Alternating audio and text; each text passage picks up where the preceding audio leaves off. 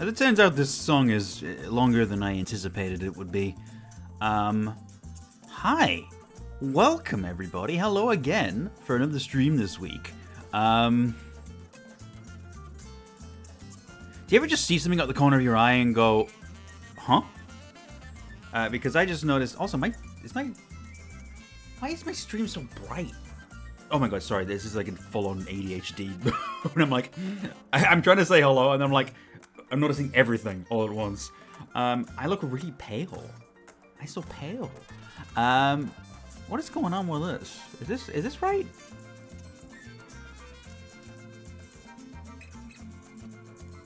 Okay, that looks normal now. Why was that weird before? Look like a ghost. Anyway, as I was saying out the corner of my eye, sometimes like, you just notice something in the activity feed. I got a shout out from Gianni yesterday because I raided into him. And then one of the people that followed me from that is, can I replay hold on. Let me see if I can replay this real quick, because this username is I mean, it's something. It's something. I mean, give me a second, and I'll see if I can do it. Alert box. Okay. Can I do it? Does this work?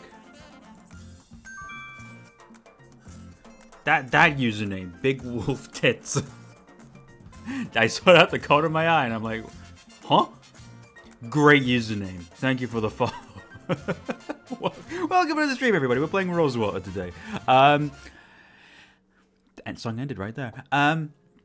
So yeah, we've done one stream of Rosewater already, in which we have met our main character Halle Leger, as well as some of our other compatriots for our journey in finding a lost fortune of a disgraced scientist. We've met Gentleman Jake Ackerton. We've met Danny Luo. We've met like those two are in a little show together where Ackerman kind of plays the star, but Danny Luo is the real sharpshooter of the two. We met Filomeno Marquez, who was like a sort of a leader, a revolutionary leader. What was her name? Nadine, who was a doctor for a local native tribe. But I think there are more characters to meet, so I'm really excited to be playing more today. Also, I hope people speak to me soon. It's been awfully quiet. I see Ed Dragoncap Man though, so hello Ed, how are you doing? I guess we'll just get into the gameplay, and hopefully as time goes on, people will just make their presences known. I prefer not to be alone while streaming this game. It's nice to have people to bounce off of and talk to. Although this game does have a lot of dialogues that'll make up for it, I think. Right. How do I need to turn off the music. The rambunctious Sam and Max music is great, but sometimes you need to give it a rest. Okay. It should load up in a second. I hope. There it is. Alright. Grundislav Games. Rosewater. Okay, I'm going to move my phone somewhere where the vibrations will be picked up easily by the microphone. Save 5, end of stream 1. That's where we were. I'm going to have a quick look at our journal to see what the last thing we wrote in it was as well.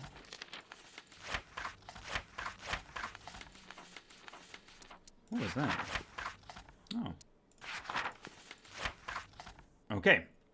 Back in town, Phil and I finally got a look behind the locked door in the lab. I almost wish we hadn't. The scene we beheld could only be described as a tangled vegetable last supper for nightmarish homunculi, all gone to seed. It appears exposure to ethericity somehow stimulated the plant matter and induced it to grow even without soil or sunlight. If they can manage to rejigger the equipment in there without getting anybody killed, the good folk of Chrysalis just might have a solution to their crop failure problems. At the very least, the idea proved distracting enough to afford me a snoop around that archive they've made of Dr. Clark's things. I knew they must have had something good stashed in there, and I was right. I discovered a lead as to Dr. Clark's whereabouts in his diary, which enclosed a cryptic invitation to a Jolly Good Club in El Presidio. Ah, yes. That's what we were up to. So we're bound for El Presidio as well. There is only the small matter of transportation to arrange. I'm told that Lola Johnson has a wagon for hire, and that's the person to see. Okay, that's what we're working on then. It's a good thing that we have that to help us figure out what we're doing.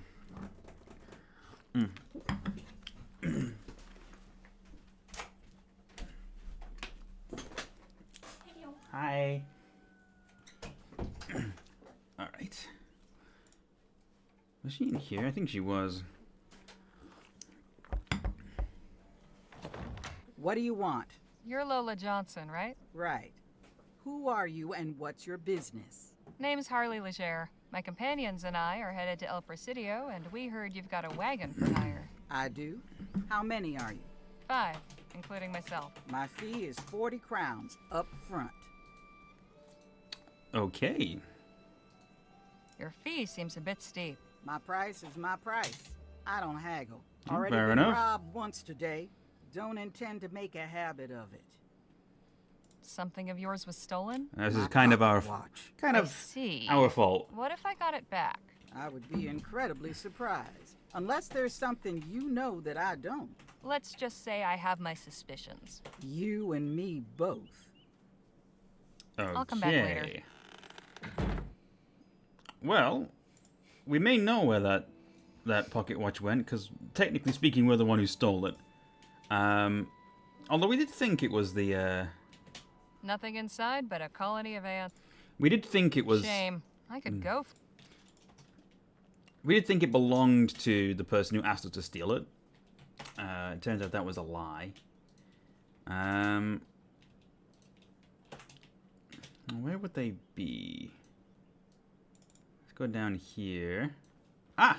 Well, just the person I wanted to Maps speak. for sale! Get your maps here! Oh, he's on some other kind of You just keep turning up like swindling a bad now. copper, don't How's you? it going? How's it going, Nice Pegger to Drink? see It's you good, too. going good here. We've just started up.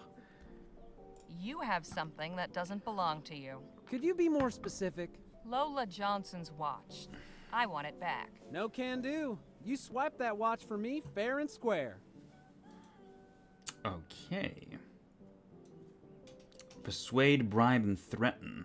It's in your best interest to give me that watch back. I'll try persuading him. I think you'll find it in your best interest to give me that watch back. Oh yeah? Why's that? I think we need to harp on the idea that he's not really creating a good example for the young'un. Because this whole street tough act is setting a terrible example for your brother. You really want him to end up like you? He should be so lucky. Now quit trying to twist my arm, would you? Well, that didn't quite work. He does not care about his brother, clearly. I spent 2 hours trying to help my sister with a docking her switch, which just isn't lighting up, and we have no idea why. That's weird. Hopefully you can get that sorted soon. You're on thin ice, kid. Hand over the watch or I might do something I'll regret. No, you won't. We're in the middle of the town thoroughfare. You lay a hand on me, and everybody and his dog will see it. I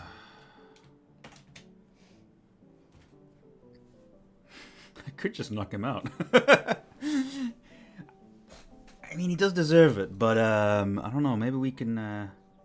I'm nearly afraid to ask. What in the Sam Hill are you doing now? Hey, Listy, I'm how's it selling going? maps of the town. To whom exactly? Near as I can tell, I'm the only new arrival. The locals in the market for maps of a town you can circumnavigate in 10 minutes. You're a real stick in the mud, you know that? Cut the crap, kid. Name your price and let's be done with it. Oh, where's the fun in that? I'm not playing games. Tell me how much you want for the watch. Let's see. Taking into account the material and age. How about 10 crowns? I think for this guy, people wouldn't care that much if he got hit. They'd probably say, good riddance. On the contest, but yes, punch them. Kind of deserves it. Let's give them a real show then. Can't say I didn't warn you. Here it is. I'd better get this back to Lola quick. I think he needs something like that. You know?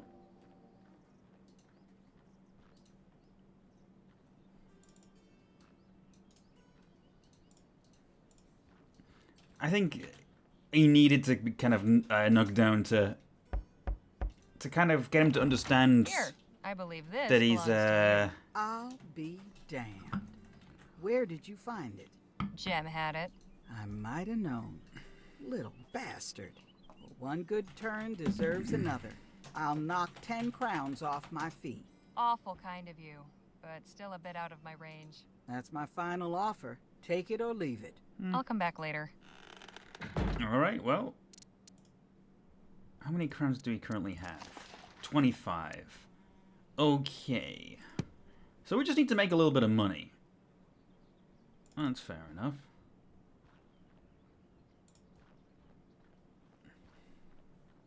Yeah, it does not seem like anyone has cared that Jem got punched in the face there. Good to see you again. Hey, buddy. Excuse me? How can I be of assistance? Did you ever happen to meet Dr. Bennett Clark? I have Joni's account of his demonstrations at the theater, but I never saw them myself. Never met the man neither. He wasn't seen much in town. You wouldn't happen to know anything about the Luminarians, would you? I have no idea what that word even means. Never mind then. I'll leave you to your work. Appreciate it, man. Let's do a bit of writing. All right, let's get this thing knocked out. But first...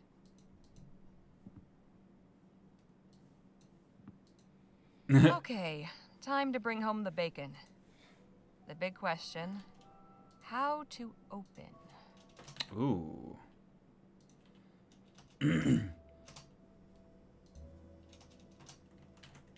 I reckon the bar brawl is an interesting opening. When this writer was assigned to pen a profile of a Wild West legend, she never expected to become embroiled in the action firsthand. But no sooner had my private audience with Gentleman Jake concluded than a saloon brawl erupted in the barroom of the Jack of Diamonds, and Mr. Ackerman's legendary pugilistic prowess was put on full display. Now, the middle section needs to recapture the reader's interest. Let's see. Okay, right about the interview, Jake's adventures investigating Clark's lab, ingenious escape plan, or his attitude. Well, the interview don't think was that interesting. Adventures investigating Clark's lab could be good, or the ingenious escape plan. It wasn't that ingenious.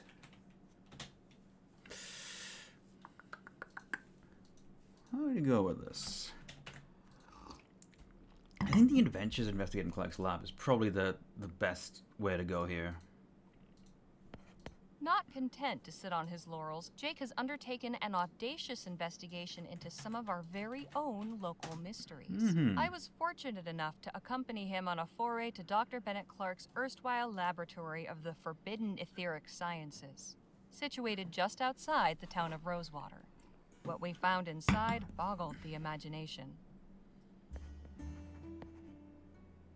And now for an ending. Conclude by praising Jake, conclude by praising Danny, or conclude by praising Rosewater. I think Danny needs to be given his due as well, because he was an interesting person in his own right. And I think people might be interested to know that the assistant of Gentleman Jake is just as important as the man himself. Let's do that. While Mr. Ackerman is truly a great man, it is undeniably the people around him, most notably his devoted assistant Danny Luo, who ensure his star shines all the brighter. All right, that should do it. Now, what should I title it? Okay. Continuing Adventures of Gentleman Jake. I think continuing kind of gives it the vibe that there's something that the people have missed and they might not be interested in picking it up as a result of that. A frontier hero comes to town. Vague, but pretty good. Jake Ackerman, a true gentleman. I like that. Let's go with it. Jake Ackerman, a true gentleman. And done. Okay. Is that something we have in our inventory now? I hope this is good enough. We'll see, won't we? Good to see you again, Harley. Hope you're spinning me some aurum. Well, I've spent the past couple days following Jake around, gathering plenty of straw. Glad to hear it. I like writers who go above and beyond. All right. What do you think? Here you are, Joni. One profile of Gentleman Jake, ready to print. Let's have a look. You know, writing the headline is normally the editor's job. Now let's see. Ooh. Not even in town for a day, and Spitfire Harley makes her comeback. This is good. You kept it brisk all the way through. Not bad, Harley. Not bad at all. A few snips here and there, and this will be fit to print. Here's your fee, as agreed. That's a solid, Now I know what I'm working with. I'll have a think about your next assignment. About that. Hmm? I'm leaving for El Presidio with Gentleman Jake. We're after Bennett Clark's missing fortune. Whatever we find, I've got a feeling it'll make a hell of a story. You're right about that. Tales from the wild frontier are in vogue these days, and folk will be gumming to find out what happened to Clark. All right then. Clark's missing fortune it is. I've got something else. Oh? Do tell. While I was going around with Jake, we spent some time with the Otham. I learned that they've come under constant attack from the soldiers at Fort Beaumont. What? Why? That's the thing. There's no reason. They pose no threat, yet the soldiers harass them anyway. In one recent raid, all their crops were torched. That's atrocious. People need to know about this. I'm glad you think so, because their leader wants their story told. She's willing to be interviewed. She gave me this statement, too. Oh. Powerful stuff. I'll pay a visit as soon as I can and see for myself. You're Plenty of making a townsfolk difference. could stand to learn about our neighbours in the valley. This could open their eyes. I hope so. Now, if you'll excuse me, I need to see about hiring a wagon. Godspeed. Let's see if there's anything else we can chat about do you before we need? leave. Say, did you ever get a chance to meet Dr. Bennett Clark? Not personally, but I did attend one of his demonstrations at the Opera House back before the ban. The man knew how to put on a show, I'll say that much. Pity it all came crashing down in the end. Have you encountered the Luminarians? What in the ether is a luminarian? Well, they're in the ether, all right. Capital They're a camp. community of folks living near Dr. Clark's old lab, who There you have designated go. themselves protectors of his artifacts. They believe Dr. Clark transcended into the ether and joined some luminous beings that live there. That's some wild stuff. But I publish newspapers, not copper novels. I'd best be on my way. Right you are. All right, well. See you later, Joni. Bear yourself out there. Yeah, it is a scary song when you got a quiet game like this. All right. I think before we finalize the wagon's purchase, it might be worthwhile just to have a little look around and chat to people.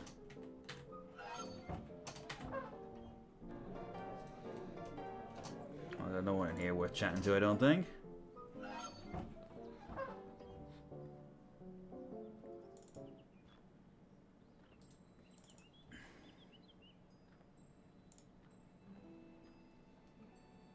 Oh, hello. I forgot these two were going this way. Ah, Miss Leger, it's good to see you again. Nadine and Mr. Marquez were just telling me how you all were acquainted. Please do continue.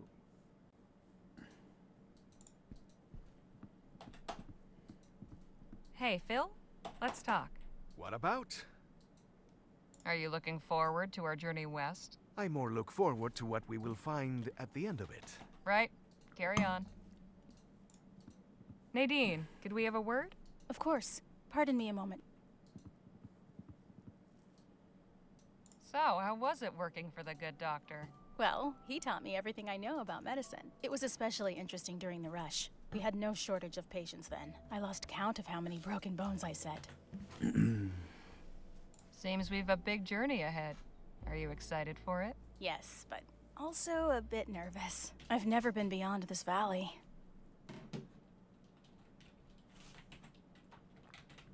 No kidding?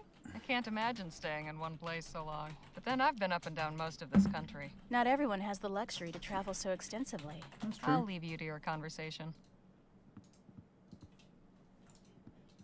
Hey, Doc. Miss Legere. Did you ever make the acquaintance of Dr. Bennett Clark? Ha!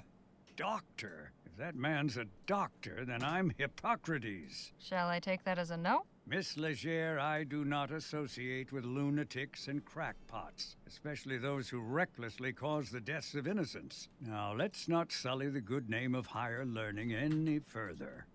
Not a fan. Have you met any members of the Luminarians? I beg your pardon? They're a community living near the old Clark laboratory. Oh, those ethericity cultists. Yes, they do make their way into town on occasion. Sometimes the women come to me I do have crack in my certain medicine. remedies and Probably does. prophylactics. And I've treated 1 or 2 cases of malnutrition. The desert is a hard place to make a home. Something about the old lab draws in the gullible and deluded. Lost souls searching for meaning. I'll see you later, Doc. Do take care of yourself. All right, interesting.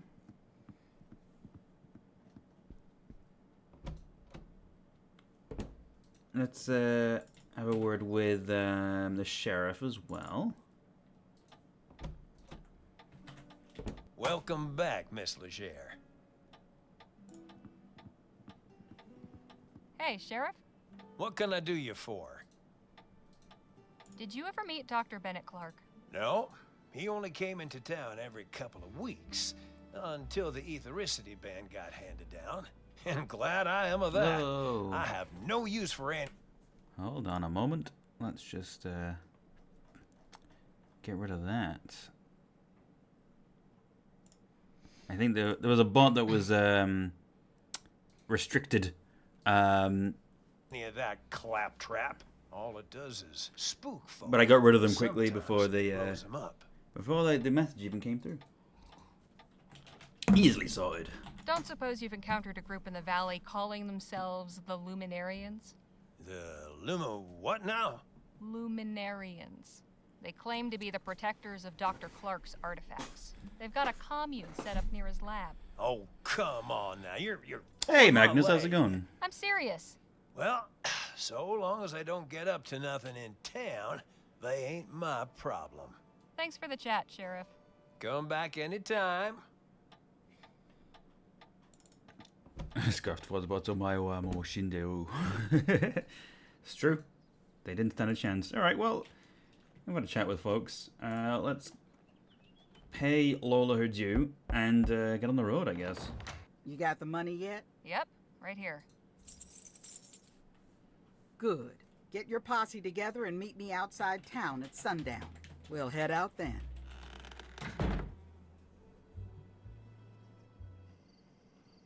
All right. On the road.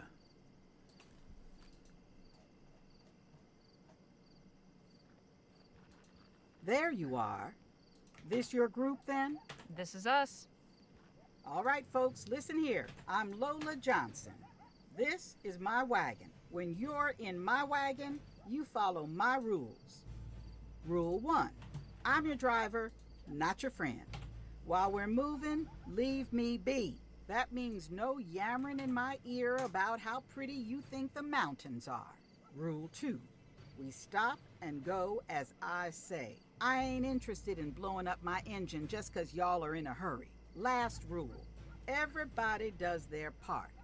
Be it cooking, hunting, or gathering firewood.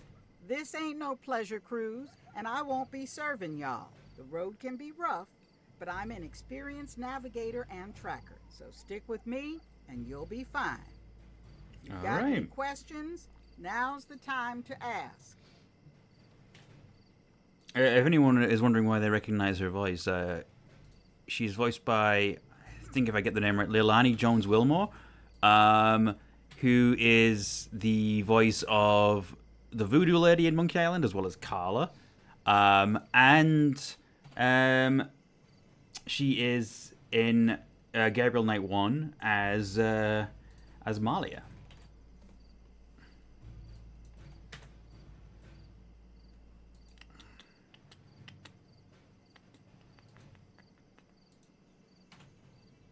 We understand. You'll have no trouble from us. All right then. Let's get a move on. Time's wasting.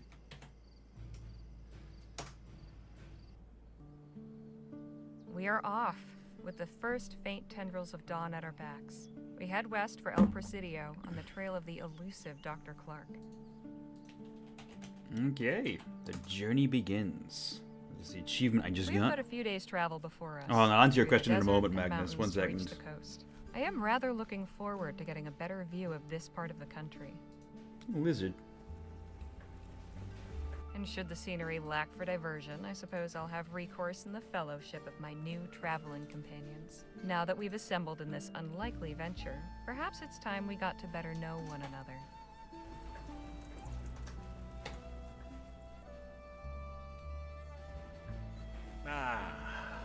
Feels good to be underway at last. Yes, though I must admit I tend to become restless on long trips. It's a nice little place. Well, we got cards, books, and conversation. Plenty of ways to pass the time.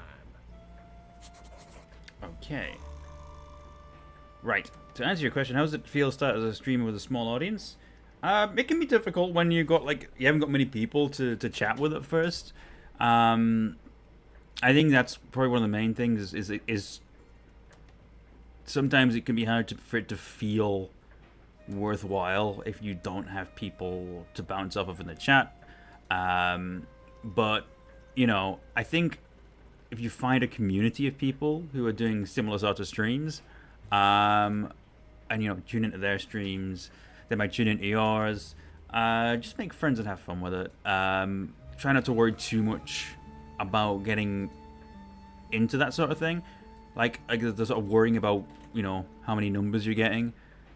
Well, yeah, it's one of those things that it can be quite difficult. I think I think if you expect to always have someone to bounce off of to begin with, it can be a bit demoralizing, I guess. But keep at it. That's the main thing, really. Find your audience. I'm gonna go chat with some of these folks here. Phil? Señorita? Will this be your first time visiting El Presidio? It will. I have heard many No tales of problem. this so-called Mouth of the West. I am curious to find out which ones are true. You're very polite, Phil, but please, call me Harley. What is wrong with Señorita? It's not my name. Ah, but it is a sign of respect. I would never dream of addressing a new Spanish lady by her given name. Well, things are different here. As I am learning. If you wish it, it will be so. Appreciate it. We'll talk more later. I look forward to it. Are they getting water from the roses? Rosewater is actually sort of an old Western term for like perfume. I think I initially learned this when I was playing Outlaws. In the intro cutscene, the marshal is shopping at the general store, and he gets some rosewater, which is it's a perfume for his wife. Hey, Nadine. Hello, Harley. Something I'd like to ask you. You seem quite well traveled. What's it like in a big city? Depends on the city. Well, everywhere's different.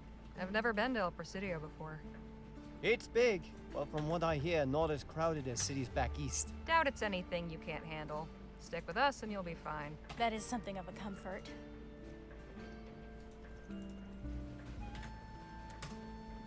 When did you return to the Otham? I went to them in April of last year, but it wasn't a return.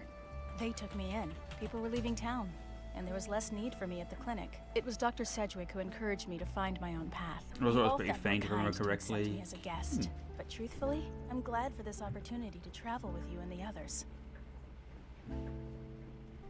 You said the Otham took you in. They aren't your people? No.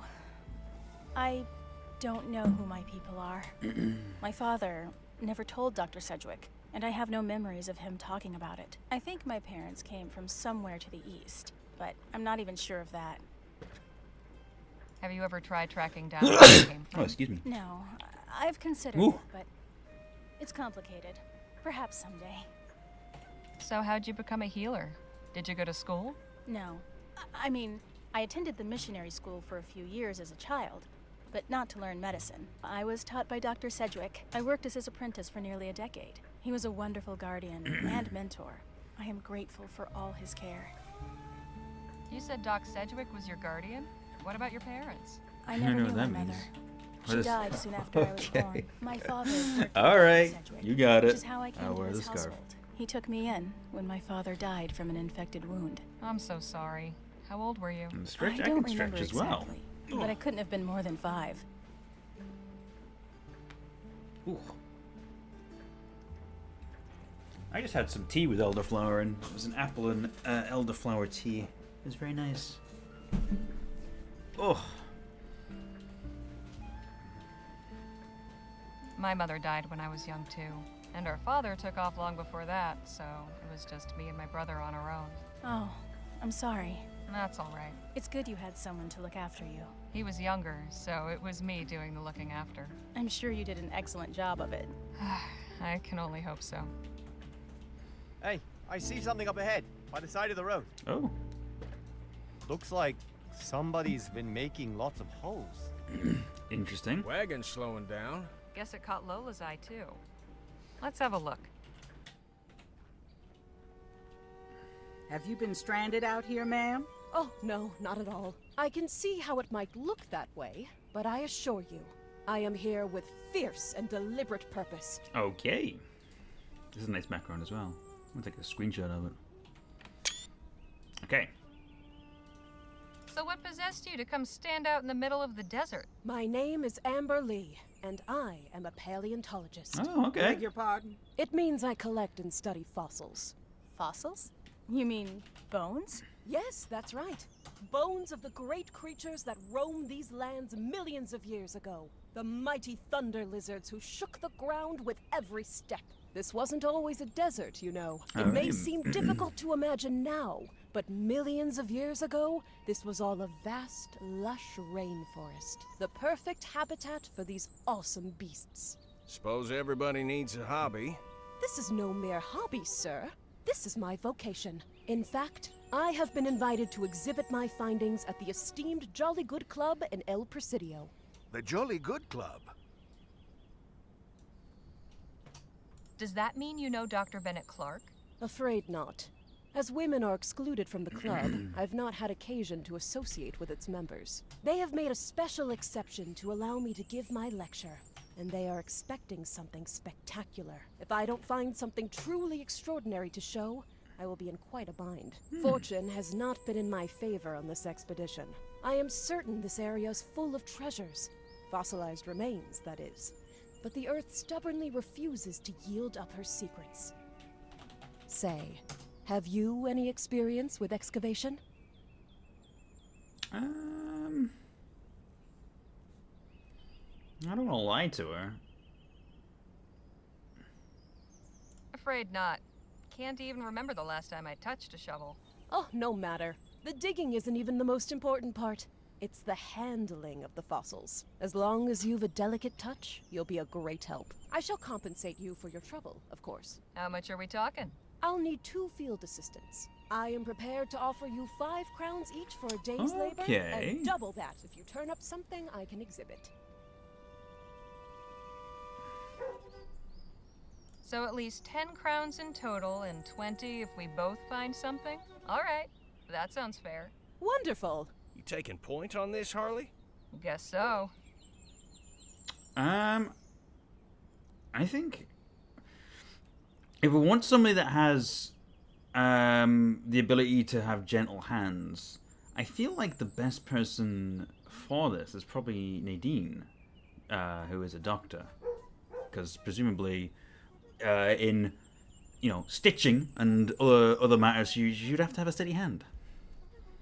Danny might also be a good option, considering he is a sharpshooter, but I feel like Nadine's the best choice. So we're gonna go with her. Nadine, want to help me out?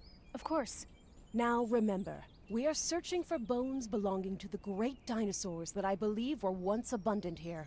they may be scattered in pieces. I aspire above all to discover and assemble a complete skeleton for display. My holy grail, if you will. If you uncover anything useful, be sure to tag it for classification. Don't waste too much time. We got to keep moving. We shall reconvene in an hour. All right, but not a minute more. May fortune favor our search. Okay. This is interesting. I'm going to do a save because I'd like to try and get this right. Okay. Left click on the brush or trowel icon, select each tool. Alright. Oh, whoops. Oh, jeez. Sand's a touch cooler down here. Oh, whoops. What am I doing wrong here?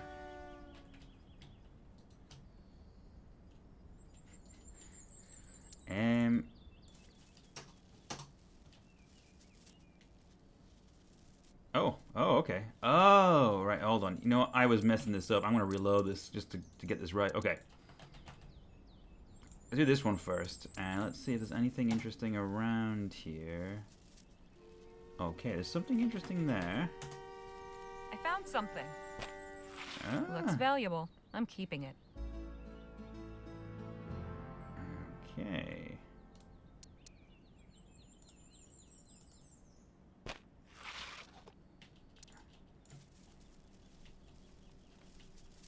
Okay, there's a couple things And here. what have we here? Ah. I don't think it's not a dinosaur though, is it? Archaeologist's voice sounds very familiar. I'm not entirely sure who it is. Look, I don't know if did the character get named at all. If not, we might have to listen out for the name and then see if we can find her. I think this looks like just like some kind of road, and I don't think it's a dinosaur. Maybe tag it at least. And what have we here? Oh no, that's a fossil. That's something interesting at least.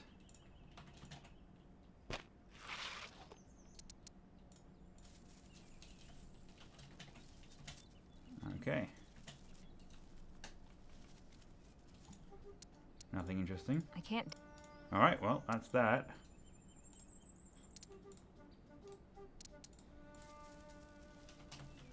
And what have we here? I could probably get a few crowns for this. Okay. Ooh, this is interesting. Bone. Ooh. Nothing else here, though.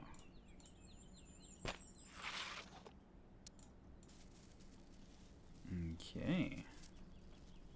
Ooh, this is interesting. A boot. I don't need a boot.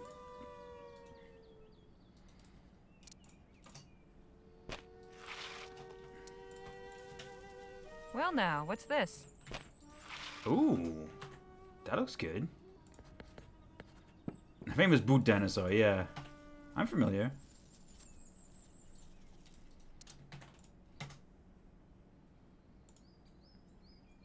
Surprise. I can't. Okay, I can't dig any deeper. Right, we're good to go on that. And what have we here? A shotgun shell. Interesting. I'll need that.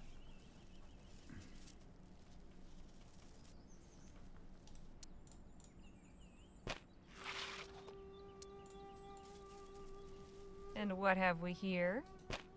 Ooh, wow, that's very nice. Phew. I've been at this long enough. All right, place everything you found on the table here, and we'll have a look. Alright, what do you think? Not a bad yield. You found some quality fossils. As for your companion, goodness, you've also found some wonderful fossils. This is quite a collection. Here is your fee, as we agreed. Thank you again for your assistance. I have a feeling Nadine would be good for this. Don't mention it. Good luck with your exhibition. Alright. Well, that was an interesting little Little distraction.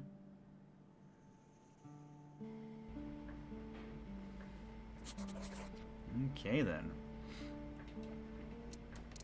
Let's do a save. Let's chat with Jake. Let's see what he's got to say. Hey, Jake. Yeah, Harley? Did your travels ever take you to El Presidio? A few times. Can't say I much care for it, but that city's for you. Too crowded, too impersonal. I'll take the wide open countryside any day. Looks like we have some time on our hands. How about a story? Sure, why not? It was 1842, and I'd been hired by the sheriff of Bleachbone Gulch to track down some cattle rustlers. It was a long and winding trail, but by following the signs, I finally tracked down the stolen herd and the rustlers' camp. So I went back to town and gathered up a posse. 4 able-bodied men, plus myself. That night, we went back under the cover of darkness. We had the element of surprise, but we were outnumbered 3-1. Before I knew it, the shooting had started. It was a long and bloody gunfight. In the end, yours truly was the last man left standing. I drove that whole herd on by my lonesome. They were all back home by dawn, with not a head missing. Lost some good fellers that night. But that was the end of cattle rustling in Bleachbone Gulch. Hell of a story. Now there's plenty more where that came from. I appreciate the chat. Anytime. Hey Ray, how you doing? Hey, Danny. Let's talk. Sure. Actually, I was wondering about something. Where'd you learn how to fight?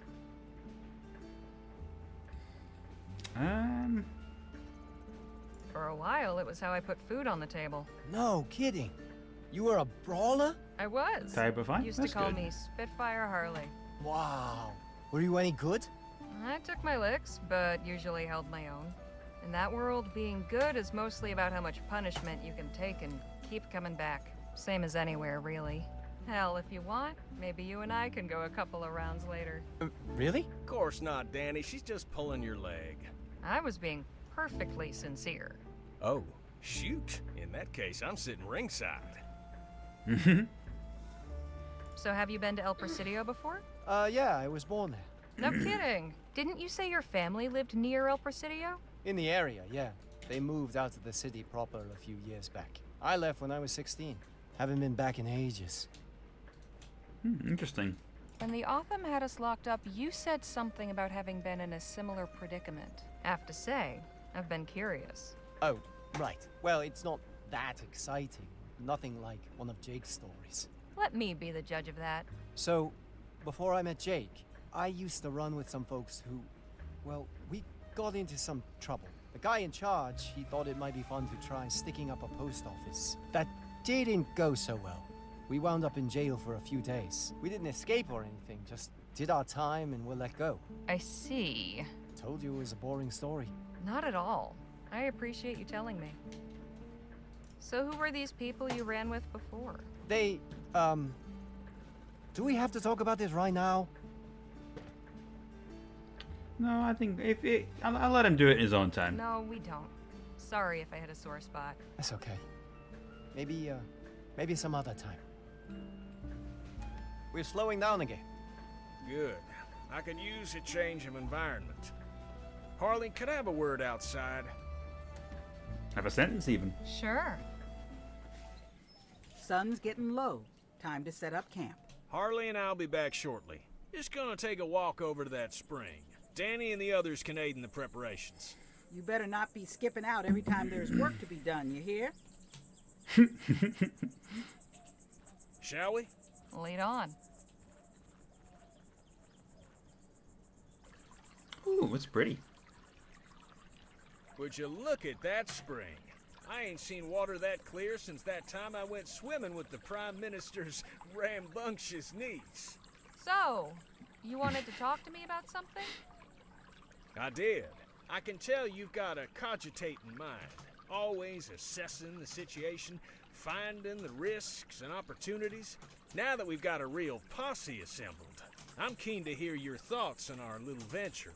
Everything seemed hunky-dory so far, in your estimation? I want to take a screenshot of this as well. This is a real pretty area. It's a good crew. It's an exciting mission. No lie. Everything seems fine to me. I have my doubts. Why are you asking me? I think it's a good crew. Yes, I think so. It's an odd bunch, all right, but all capable in their own way. If a treasure's out there to be found, I think this gang can do it. Delighted to hear it. You let me know if that changes, all right? You got it. Right, well, we should be heading back. L. Smith Johnson will... Oh, hey there. Howdy, friend. Welcome, welcome. Name's Aubrey Trout, but you're not here about me. I reckon you're here for the spring water. Something special about it? Something special about it? This here's an etheric spring. Oh. It's kept secret in the great western desert. Oh, really? Etheric spring? Sure. Y'all know about ethericity, don't you? We're familiar. Well, this water's got the same properties. Due to a confluence of etherically sensitive minerals deep in the earth, you see. This here's a hotbed. Taking a drink will cure whatever ails you and grant you the strength of 10 men. No kidding.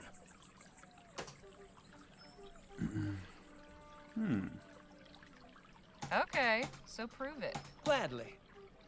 Observe. Jumpin' Jehoshaphat. Daily sips of this water have conferred upon me a practically superhuman strength. That's a cardboard tube. How old do you think I am?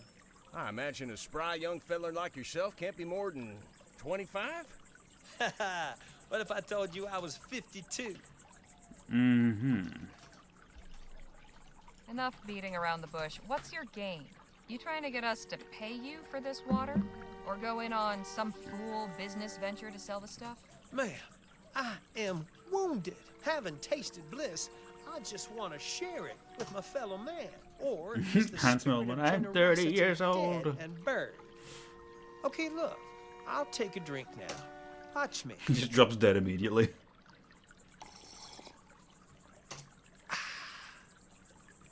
There. You see? Tastes like springtime and sunlight. Neither of these Now, things if the have water taste. was no good, would I have done that? Reckon not. I mean, the So water's go water. on, friends. Share in the wealth. Take a sip. If it does even half of what you say. Jake, no. Okay.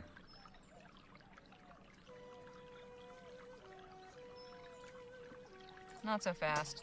Something is off. I'm sure you won't mind if I have a look around, Mr. Trout. Be my guest. Interesting.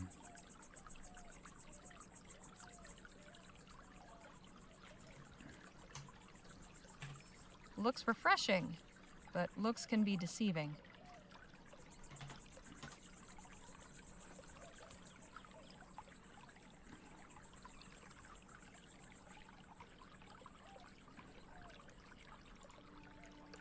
There's something in there. What have we here? Magic Spring didn't do much for this beast's health. Did this poor animal die after drinking the water, or because of it?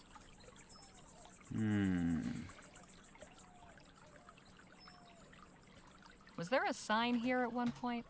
Wonder what it said. Water of...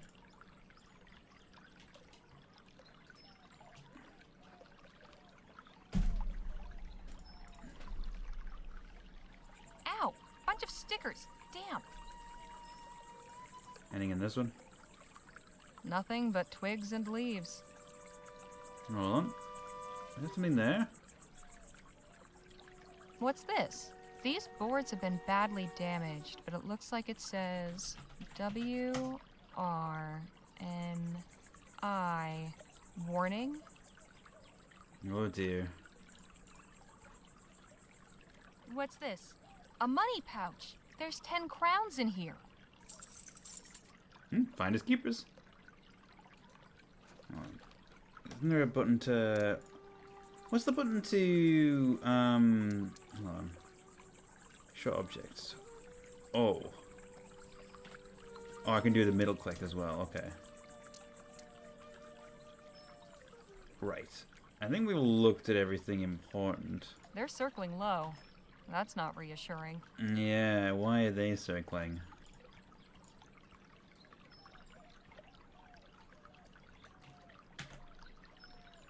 All these trees look dead. That can't be a good sign. I think this guy might be about to drop dead. Maybe Jake, it's his I brain. don't think you should drink that water. His Why not? Just have a look at all the trees and plants around the spring. They're dead. I'd say that's a clear warning.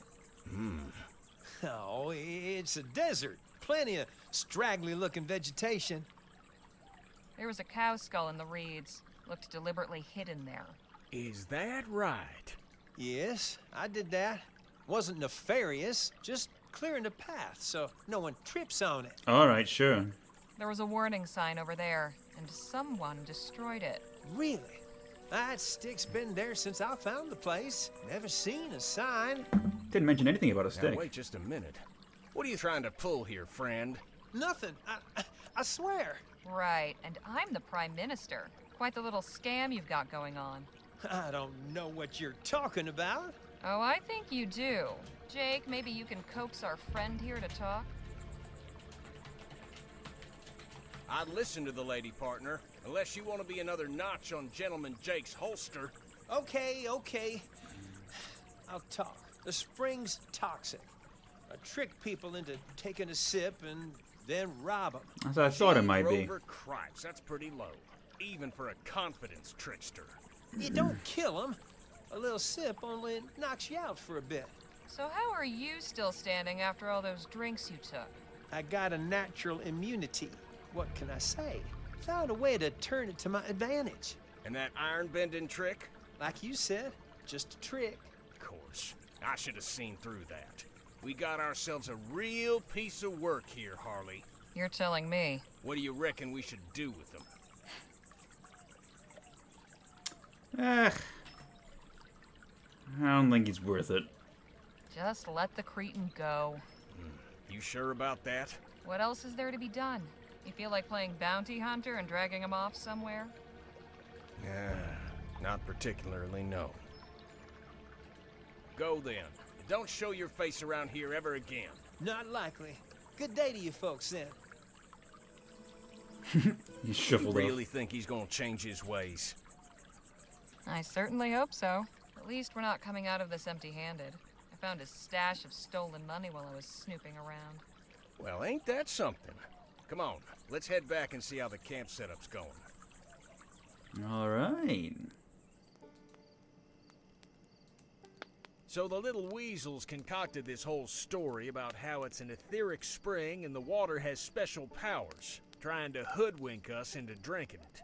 All I can say is it's a good thing we ain't the rubes he took us for.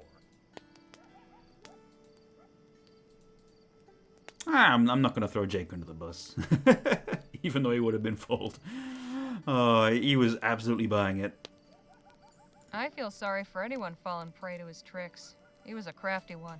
Even so, gotta get up pretty early in the morning to pull one over on old Jake.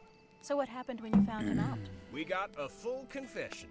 Turns out, the water's poisoned.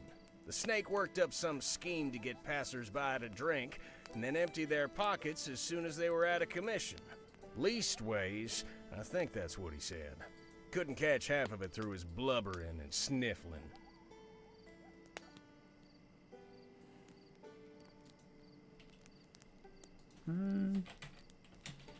He is embellishing a little bit.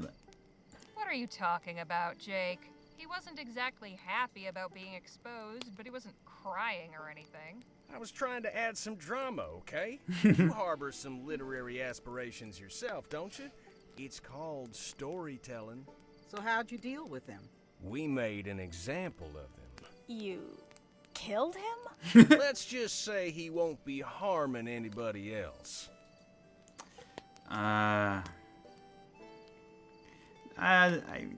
Don't worry, Nadine. Jake's just pulling your leg. We let him go, but I think he learned his lesson. Oh, well, that's a relief. Sounds like he got off easy. The chili's almost ready. Harley, can you come help me and Phil serve? Sure thing.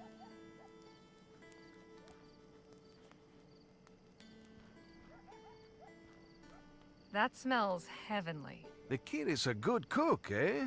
But I believe this chili could use a little of my secret ingredient. What's that? Mezcal. I picked up a bottle before we left Rosewater. Gives it a nice smoky flavor. And makes you feel nice afterwards, too. This group needs a bit of loosening up, don't you think? I mean, I think a little bit would be alright. Alcohol tends to cook off anyway, so... Why not? Why not? Okay, just make sure not to overdo it. Me? Overdo it? Never. 2 shots of We vodka. should be ready to serve. Just one last taste. Mmm, tastier than usual. Smoky. Did one of you add something? Just my secret ingredient. Well, whatever it is, it's real nice. Come on, let's fill up these bowls and get everybody fed. Like, people aren't gonna get drunk over a tiny bit of mezcal in the That chili. was some mighty fine chili, Danny boy. Glad you liked it. I'd say it was the best damn chili I've ever tasted. You ever decide to give up gunslinging? Maybe you could open up a restaurant. You really think so? I'd be a regular. Gosh, thank you. It's a nice night. Perfect for relaxing and enjoying the company of one's comrades. The best part of the day. I have always said that the battle is won or lost around the campfire the night before. That's nice. You look like you're enjoying yourself. And why should I not be? We have fine weather, good food, good company. Are you not? Well, sure. I mean, this is great and all, but... But nothing. Here, take a drink. Celebrate. Let's keep a clear head. I'm happy just to soak in the festive mood. Thanks. You go on, though. Oh, I shall. If you'll excuse me, it's been a long day. I need to rest up for tomorrow's drive. Night all.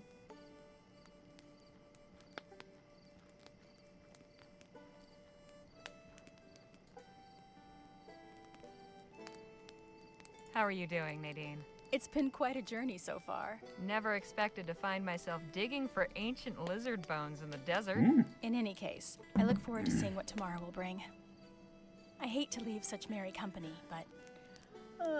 I'm suddenly feeling very sleepy. Please excuse me. I'll see you all in the morning. Sleep tight, Miss Redbird. Night.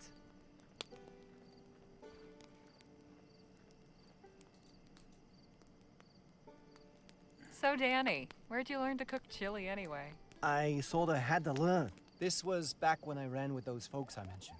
We were living rough for a while, and I got sick of the same watery, gamey stew every night. So one day I just scooped out some beans and whatever I could lay my hands on and came up with this recipe. Guess they liked it. I was in charge of supper from then on. Hell of a day, huh, Jake? I'll say. It's disheartening to know there's so many men out there hell-bent on bringing others to ruination. But at least we saw through his ruse. It's as they say. There's a mark born every minute, one to trim 'em and one to knock 'em. Time for me to call it a night. Night, Harley. Buenas noches. Sleep well. Alright. We leave within the hour. Don't leave anything behind. Morning, ladies. Sleep well? Somehow, despite Phil snoring up a storm.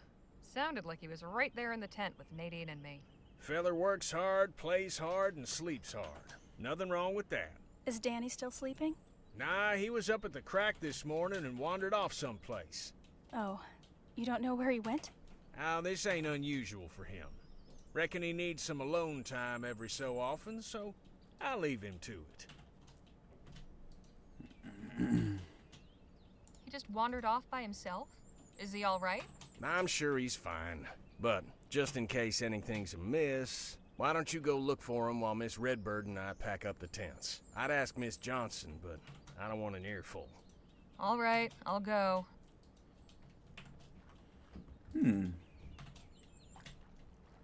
Danny? You The out water here? in this game looks so good. Where in the ether could he have gone?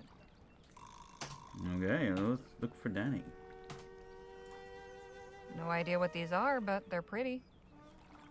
Dream 4.0b1 released recently? Interesting. The river's What did pretty that bring calm with here, it? but gets rougher downstream.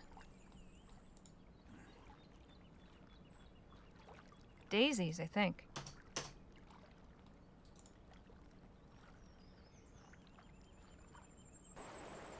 Oh, there he is. Danny, there you are. Oh, hi, Harley. Didn't you hear me calling? Oh, sorry. No. Sound of the river drowned it out, I guess. Is everything all right with you? Sure. I'm fine. Come on, Danny, you can tell me. It's just, I miss Petey, my friend. Today is 3 years since he died, so I just wanted to be alone with my thoughts. Does some fixes and add support for some more games like Star Wars Episode 1 Racer, Episode 1 The Phantom Menace, and Rosewater 3G, as well as some others. That's really cool. It's a very great emulator, specifically for LucasArts stuff. Always glad to hear more about that one. I'm real sorry, Danny. Can I help in any way? I don't know. Maybe? See, the thing is, I never got a chance to mourn properly. It all went down so fast. He was gone before I knew it, and I was starting over someplace new. I never got to say goodbye. Here's a thought. How about we make a kind of memorial for your friend? Maybe you can say a few words or something?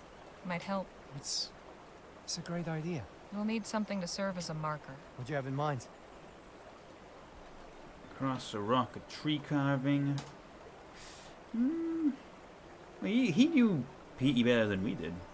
Well, you knew Petey. What do you think he'd have liked?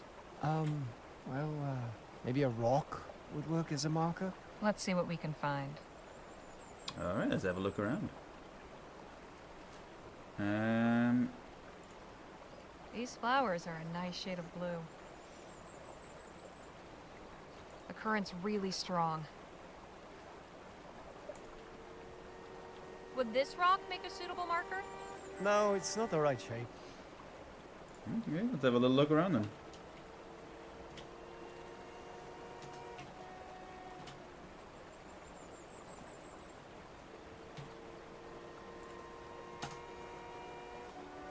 How about this rock here? No, it's too big. Okay. Striking little purple flowers. It's especially rough here. Don't want to fall into that.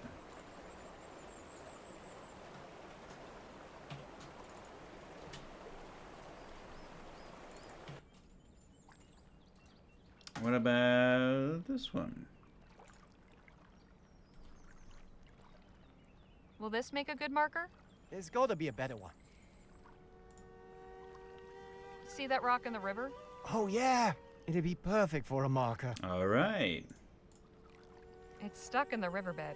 I can't pull it out on my own. All right. Well, how about we use this branch to, You did it! Where do you want it? How about by that tree? That's good.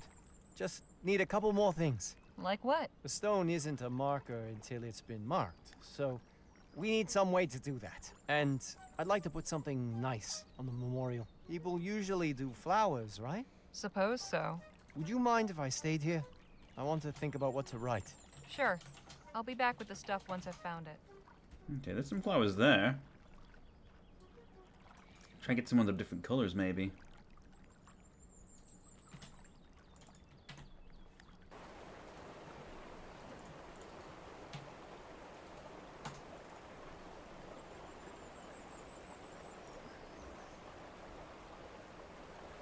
Right.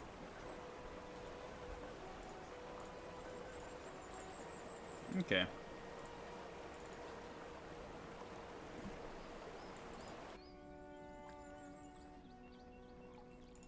I'm gonna give him the blue ones. I think the blue ones are nice.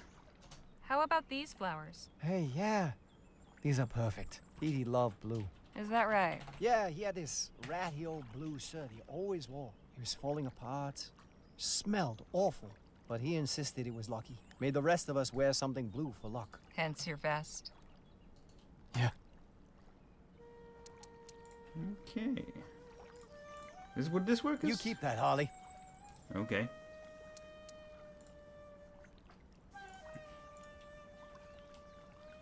I'll take a look at what's been added at another point. What would be a good way to mark this then? Oh. More flowers. There's nothing else here. Mm-hmm.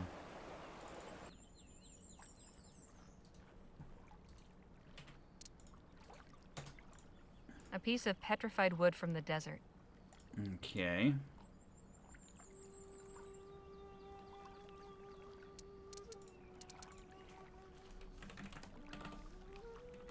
Okay. And I don't know if there's anything back here where I can grab that would be useful for that. Oh, maybe this. Ah, cheers, This right? should work to mark the stone.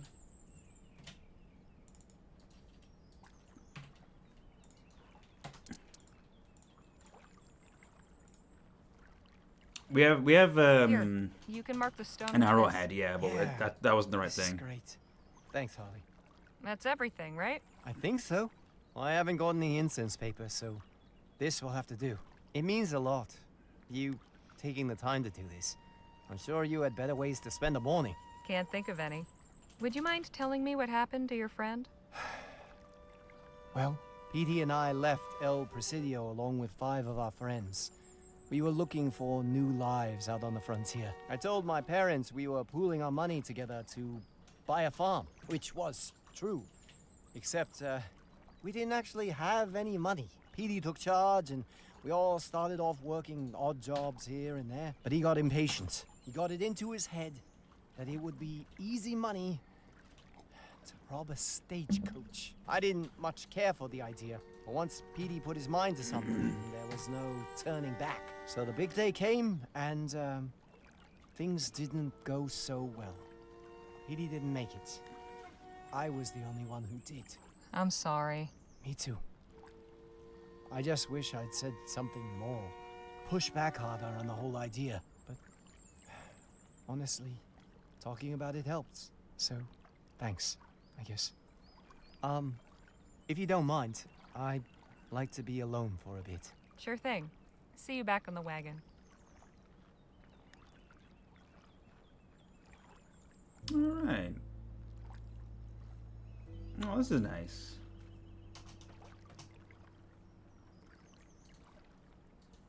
That's real pretty. Oh, did I get the screenshot? I did. I got it in time. Okay.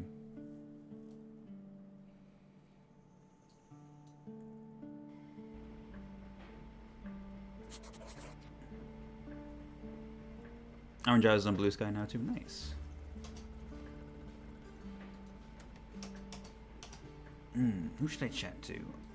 Maybe Lola wants to have a chat about something. Also hydration, I can do that. Hey, Miss Johnson. What is it? Have you ever been to El Presidio? Yes, I have. Anything else you want to say about it? I know how to get there. Ain't that enough? This wagon sure is something. Where'd you get it? Won it in a poker game. Really? No. Oh. Just how long have you been doing this wagon hire thing? Long enough to know there's always somebody who won't listen to my rules. I'll let you get back to driving. Good. Ah, we'll grow on her. I'm sure of it. There's quite a few things to look at in here. Let's have a little poke around. Jake's luggage. I could put everything I own in that suitcase and it would hardly cover the bottom. A deck of cards. Helps pass the time. Where is El Presidio on the map then? Oh, it's all the way over there. That's quite a long journey. A lot of ground we've got to cover. Commonwealth of Vespuccia. Take it, none of the areas, well, nothing from Lamplight City is even covered here. Oh, we got a go fish mini game. Oh no.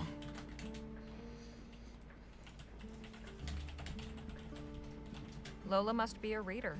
Always nice to have some books around. None are in the red, so I guess that's good. None are in... That's what keeps this heap going. Makes it pretty hot in here, too. It's real nice. In case we need to dig ourselves out of trouble. We're set for fuel for a good while. But,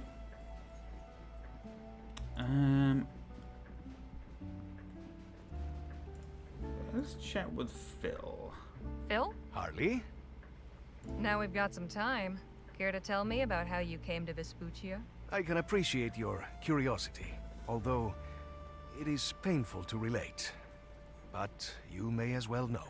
I had assembled Lieutenant General de la Vega and several of my men in Jicotea, a small village on the Loyola River. We were preparing an operation to liberate the nearby town of Caballo Viejo.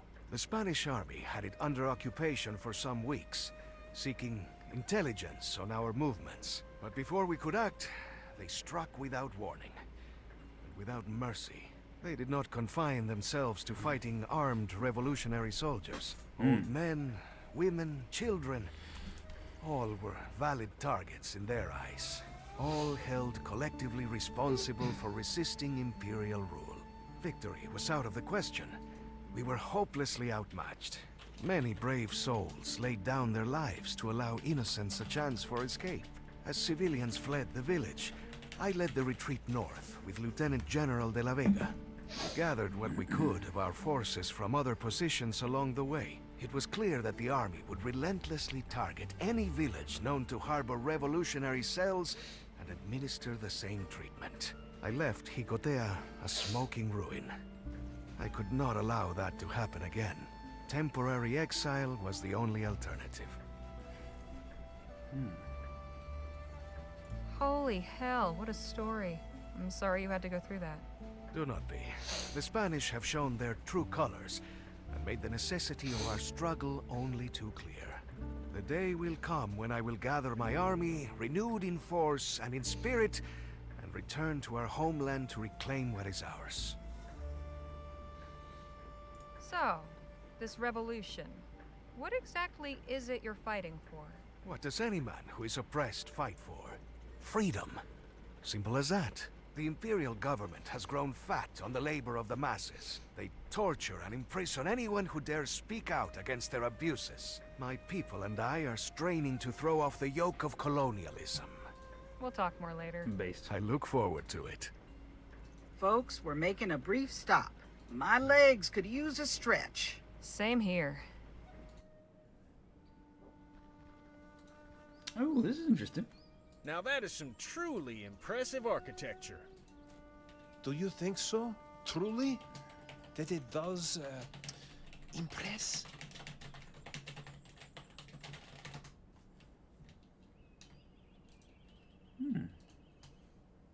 Is this your work? I am indeed visionary, architect, and sole laborer. My name is Vilja Circas. What you see before you is a monument to love. How do you mean? This is my marriage proposal to my darling Marta. Every stone you see has been placed by my hand with utmost care. Soon it shall be completed, and my castle will have its queen. All right. Damn, feller. You're making the rest of us menfolk look bad.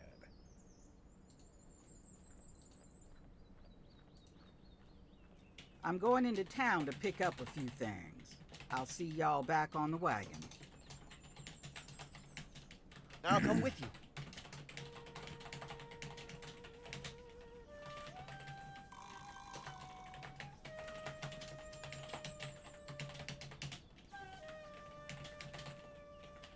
Pardon me, Mr. Circus? Yes, ma'am?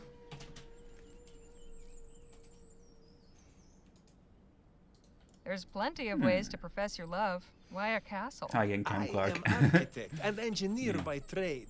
Building things is what I know. And my beloved Martha always loved castles. I thought this would be fitting. She will be so surprised when she sees it. I cannot wait to see her face. I want to hear more about this Martha. How did you meet her? Her father was chairman of rail company where I worked in Rampton. He introduced us. And you started courting? For a time, yes. Then my work brought me to Western Vespuccia, but we have corresponded. I send letter every month. Hang on. When was the last time you saw Martha? Just before I came here. 7 years. Wow. You're telling me you haven't seen Martha in 7 years, and you've built her this castle hoping she'll marry you? What if she says no? She will not refuse me. Not when she sees what I can give her. But perhaps you will see for yourself. I sent her telegram to invite her here, and she sent a response. Today, she will be here. All right. Is it your intention to actually live in this place? Of course. Wouldn't it help to have some doors? All in due time. My dear Martha has delicate constitution. Desert heat will be good for her health. Does she have problems with her breathing? Yes, I believe so. Often when I would visit, her housemaid would say she was too ill to see anyone. Now, I've heard that one before. You said you built this all by yourself? How do you manage that? As I said, I am engineer by trade. There are plenty of stones all around. I simply gather and place them. So have you been building this castle for 7 years then? About that long, yes. I began at once when I moved here, so that I could bring Martha here to live with me as soon as possible. Caramba. Great work takes time. You've an interesting accent. Where do you come from? I am from Lithuania. I came to Vespuccia to work on railroad and build bridges. And how has this country treated you, compadre? Very well. I have had many opportunities. The money I earned allowed me to build my dream. I'll just be off for now. Thanks for the talk. Goodbye. What an interesting fella. You know, I can't help but remember the time I made a grand declaration of love. Wasn't quite this elaborate, but it came close. Oh, goodness. It cost $400,000 to build this castle for 7 years. And what was the lucky lady's name? Meredith. She was something real special. Shame it didn't work out between us. Hope things go better for this feller. What would happen with Meredith? Madre mia. Never before have I seen such a romantic gesture. This Martha is a lucky woman. Maybe. If someone did such a thing for you, what would your response be? I don't know. Like, the hell?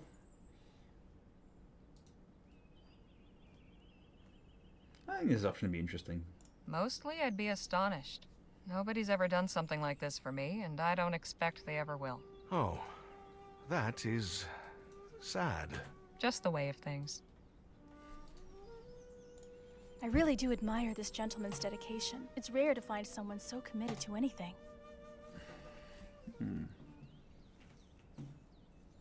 Poor bastard. Hope this is all worth it for him. As do I. All right. This fellow's been busy. No doubt about that.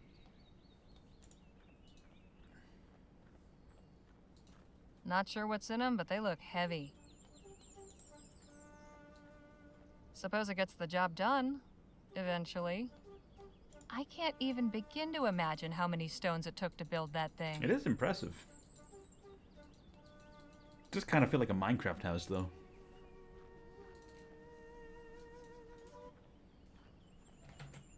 Harley, does it seem to you that something is not quite right about Mr. Circus' story? I had that thought, yes. I have a suspicion that the lady over there might have some clarification to offer.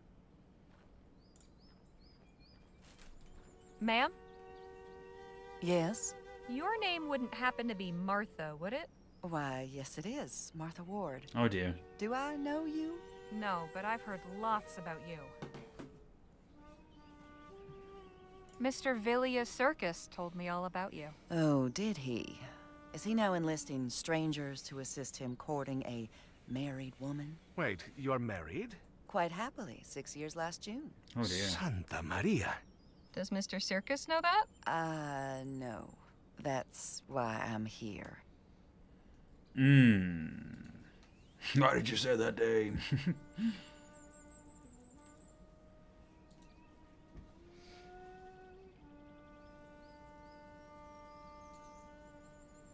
How did you and Mr. Circus meet? He worked for my father's company.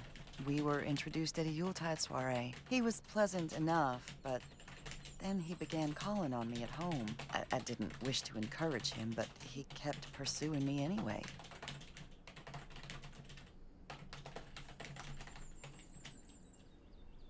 Did you ever actually tell Mr. Circus you weren't interested? I gave him no favorable sign. Eventually, I stopped receiving him with my father's blessing. He imagined a better match for me than some associate engineer.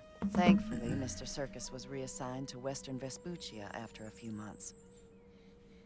Is your husband aware that you've come here? Oh, heavens, no. He'd be furious. I left him a note saying I was going to visit my sister. Naturally, he has no idea Circus even exists. But he's very protective.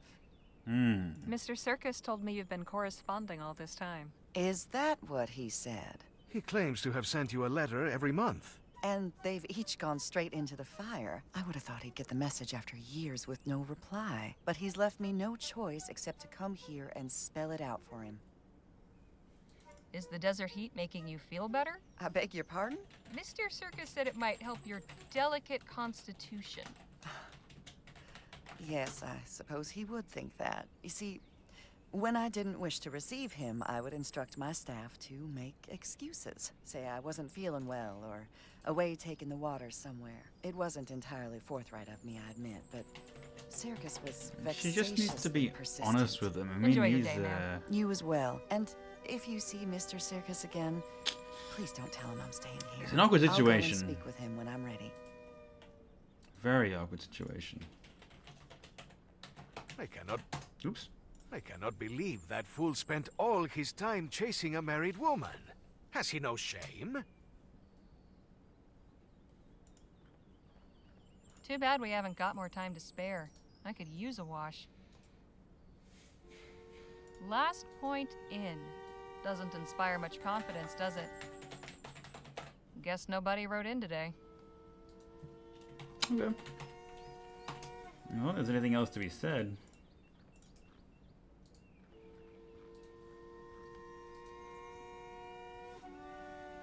What do we do here? What's the play? I'm not entirely sure. Pardon me, Mr. Circus? Yes, ma'am? Mr. Circus, there's something you should know about Martha. What? What is it? Well, it turns out she's married. Has been for 6 years. What? How do you know this? Did you meet her? Yes. She said she would come speak to you when she was ready. Ah, this explains everything. When I did not hear from her, I blamed this country's ineffectual postal service. But clearly this brute has kept her from writing. Or even hidden my letters from her. Oh, no, no, you don't understand. Oh, I understand. I understand very well. She would not have agreed to come if she did not want to escape unhappy marriage. Ah, right. I'll just be off for now. Thanks for the talk. Goodbye. We may have made the situation worse. Oh well. Just goes to show what one man... I have a nagging feeling that things will not end well for poor Mr. Circus. Yeah. Yeah, she's just not that into you, buddy. I'm so sorry. I cannot believe.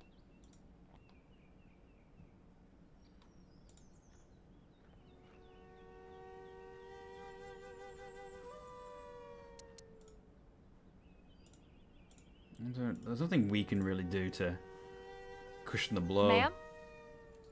Yes? Mr. Circus seems convinced you're going to leave your husband for him. And I'm sure Mr. Circus also believes pigs can fly.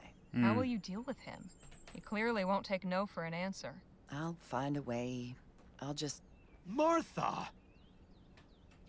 Bronson, what are you doing here? I'd ask you the same.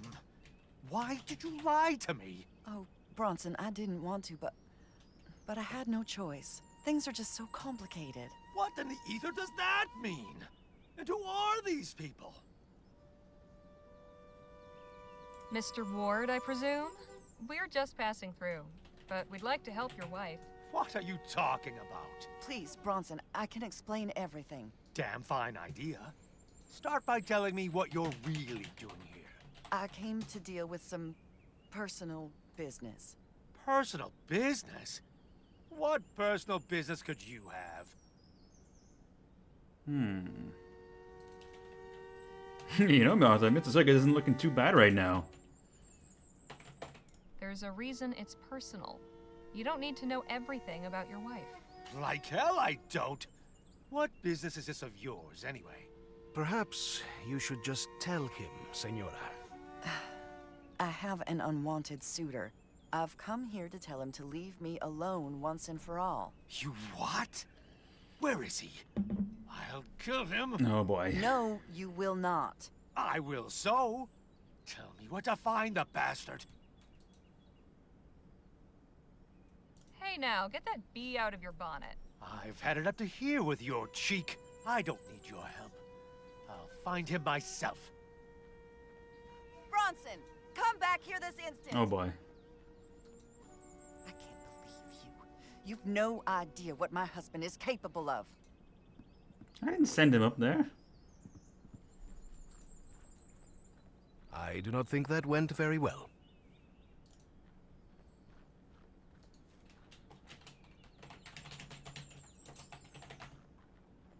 Scoundrel! Ruffian! I'll teach you to lust after another man's wife! Ah, so you are the swine keeping Martha prisoner. Why, you foreign bastard! Oh. Oh dear. Oh, easy, feller. Bronson, have you gone mad? You have until the count of 10 to get out of my sight, and out of our lives forever. Otherwise, I'll make sure you won't bother us again. Well, this is awkward. 1. Oh boy. 2. Quit the theatrics, Mr. Ward. Leave that poor fool alone. Shut up! This is my business. Maybe so, but we aren't going to stand here and allow you to put this man's life in danger. Bronson, put that gun away and stop acting like a fool. I'm doing this for you, my sweet. But I asked you not to, Sugar Plum. Okay. Mr. Ward, stay your hand. Don't do something you'll regret. My only regret will be leaving this cat alive. You do well to listen to your wife, Mr. Ward. This is, after all, her business, and not yours. I'm her husband. Of course it's my business.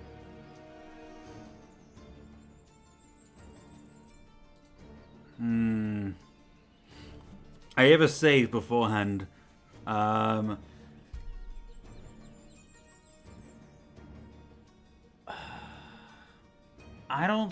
think if you're gonna shoot Circus, do it already might be the right option, because it might get him to realize that he's not actually capable of doing it. But we'll see, won't we? Enough of this drama. Fish or cut bait? Glad. Well, never mind. Okay. I underestimated him, clearly. I'm afraid he's beyond my help. God damn. Just like that, huh? I'm sorry, my dear. It had to be done. I think we can find a better way through this. Martha! Come back! He is... Such a waste. What were you thinking, Harley? Goading him on like that? I didn't think he'd actually Yeah, pretty do it. much. I was like, Mr. oh, yeah. Circus learned a hard lesson about honor.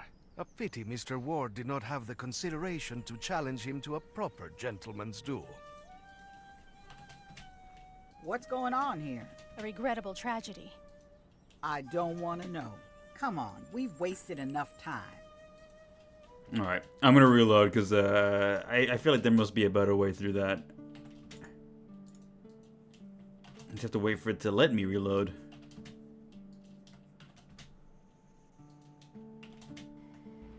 Okay. Right, well.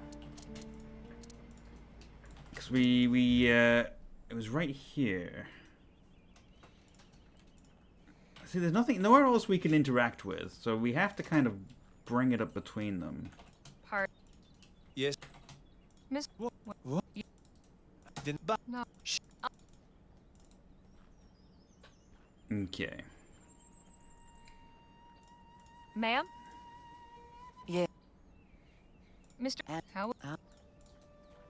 Okay. More. Oh, things are what?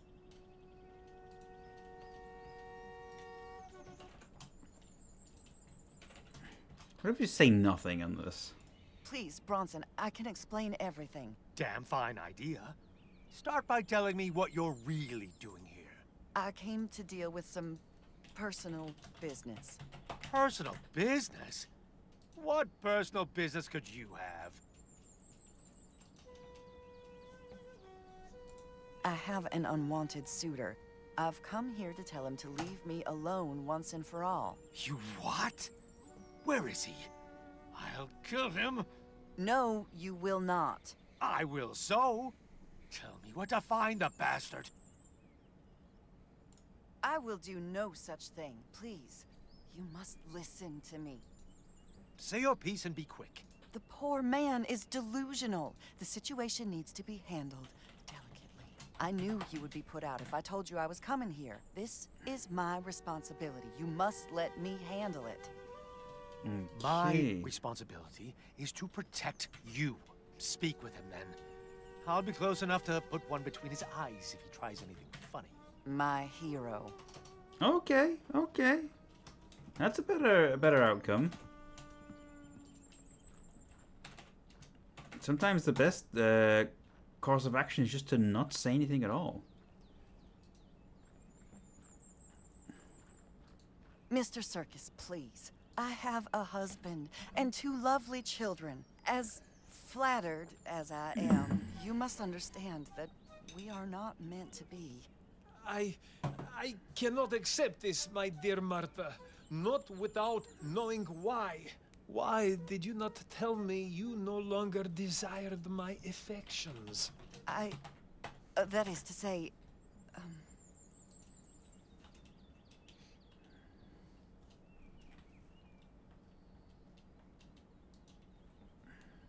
Mr. Circus does have a point. You should have at least said something. Yes, perhaps, but I didn't know how. Martha, I am here now. Tell me what you feel. I feel nothing for you. I never did. I don't know why I never said anything. I think I was afraid of your reaction. But I hoped you would take my silence as a clear indication of my disinterest. I cannot believe what I am hearing. I spent 7 years building this castle for you.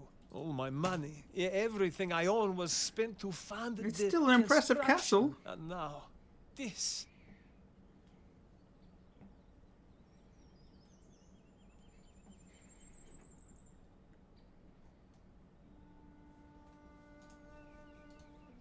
She really should have said something. I mean, I know he's overly, you know, a bit overeager, but it's a difficult situation. I don't know. I think that they're both in the wrong in a sense, but I feel like she should have said something at least. I don't know.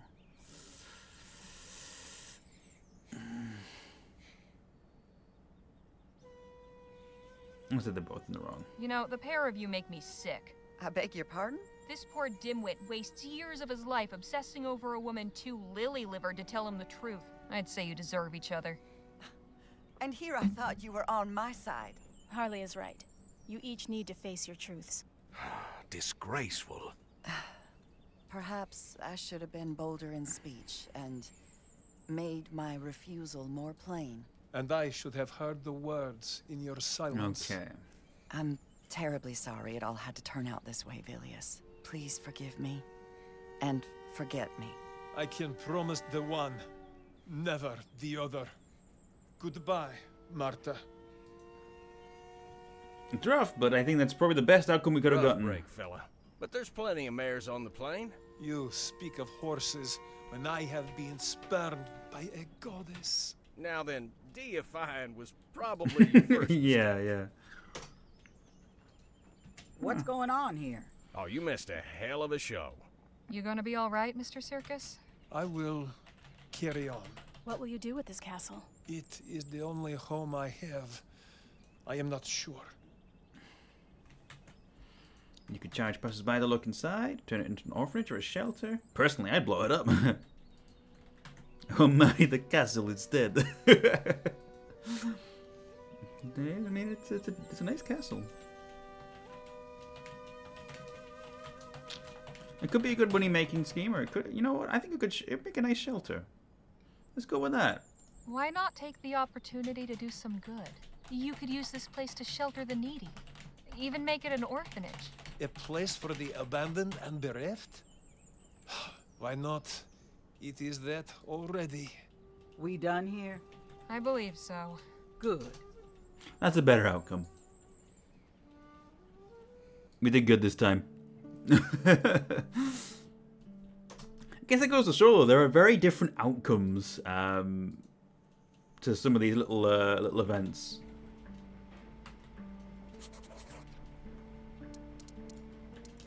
It's really, really cool.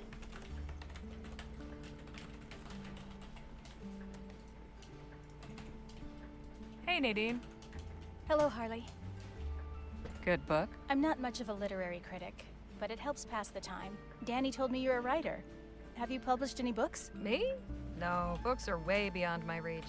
I stick to articles and essays and have It's a trouble really with nice those. segment, yeah. You shouldn't underestimate yourself. It wouldn't surprise me to see a book with your name on the cover someday. Well, that's kind of you to say. Guess we'll see. I don't think I've read most of these. Let's do a bit of reading. Why not? Scooch over a touch, would you, Phil?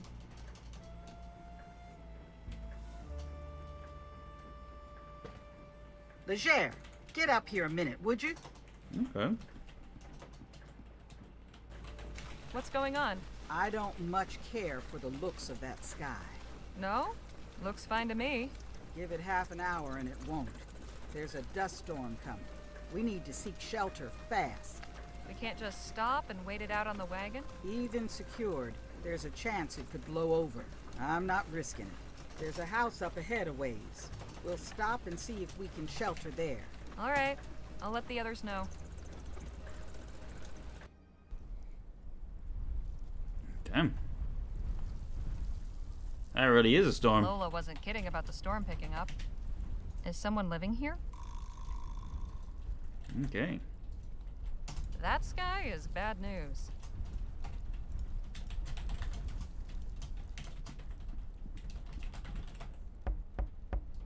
Hello?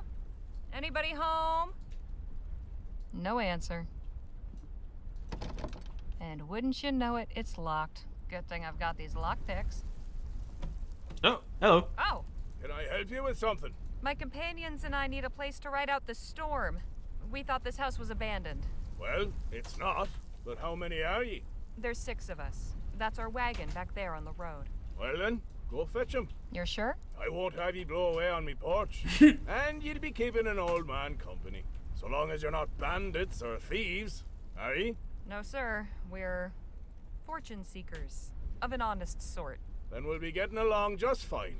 Now, get your folk in here quick, before we all get whisked to Kingdom Come.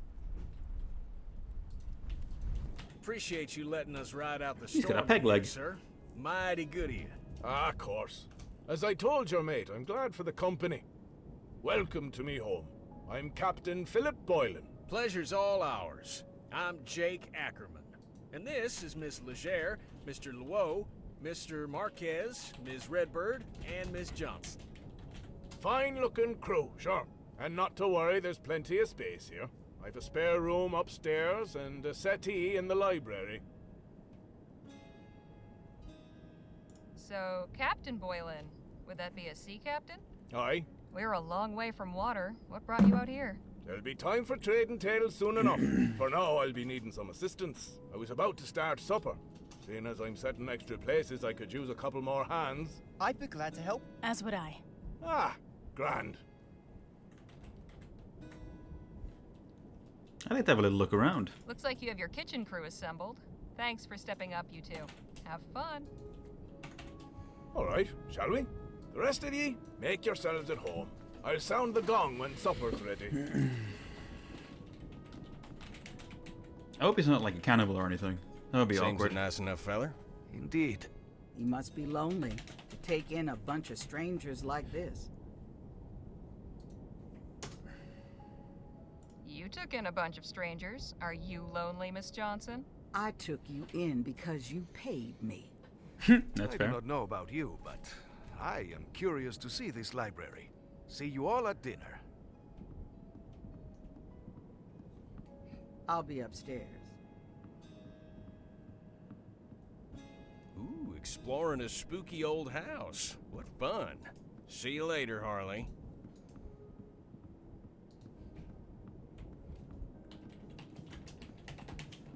Okay. That looks like Lamplight City. Painting of a harbor. I feel like I've seen this somewhere before. I think it might be Lamplight City. An impressive weapon. Locked. Interesting. That probably goes to a closet or a basement or something. Why do I worry that there's something weird going on here? If I had to guess, I'd say this came from someplace in Africa. A seaside landscape. I'm detecting a theme. It seems the good captain is an avid reader. No kidding. Who's that? Palace, I believe. Oh wow, there's a lot to look at in here. The label says Barbados rum. These shelves are full of ship's logbooks. Captain Boylan had a long career. Nautical adventures, war stories, medieval romances, and frontier tales. We're in the middle of the desert, but it feels like we could be at sea. That's a nice instrument. Isn't she? Very finely crafted. I wonder how the captain came by her. A poker for stoking the fire. Let's grab one. Harley, what are you doing? We are Captain Boylan's guests, not common bandits. Okay, maybe not yet. I'm no expert, but it looks old, foreign, and valuable. Some kind of navigational instrument. I haven't a clue how it works. A gentum jug. Say that 5 times fast. Such an intricate design. Must have taken ages to carve. Atlases, travelogues, and naval histories. Classical dialogues, poetry, and natural philosophy. Interesting. Admiring the captain's collection? I am. Such curious objects.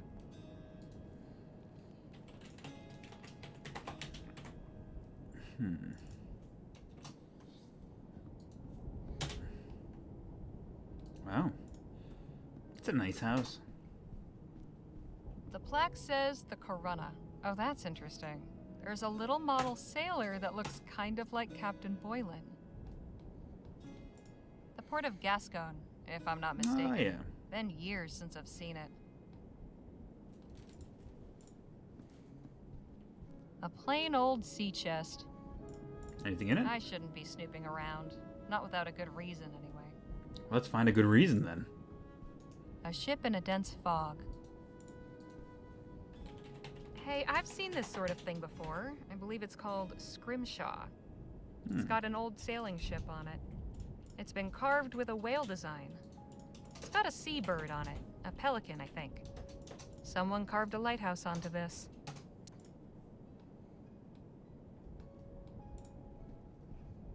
It doesn't do much for me. This is the water closet. All right. Good to know.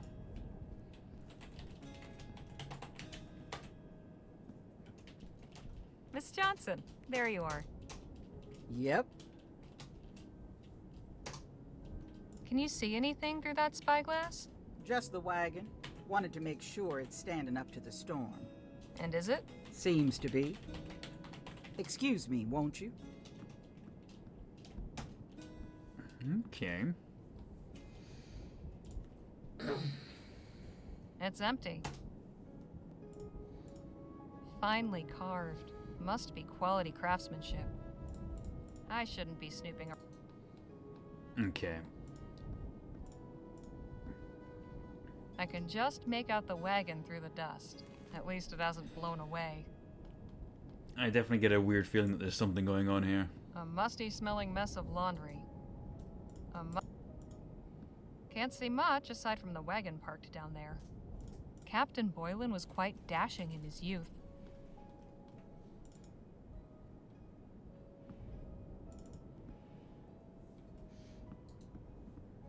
Wasted no time making yourself comfortable, I see. My back's been acting up lately, you know? Truth is, it's been a while since I was out on the road like this, camping with only a bedroll every night.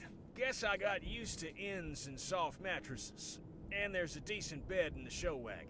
Now, it ain't like I've gone soft or nothing, just, you know, showing my old bones some love. All right. Evocative scene. Don't stare at that painting too long or you'll get seasick. Speaking from experience. Let's just say I'm glad it's on the wall behind me. We can chat after supper. Right now, I could use a rest. Uh-oh.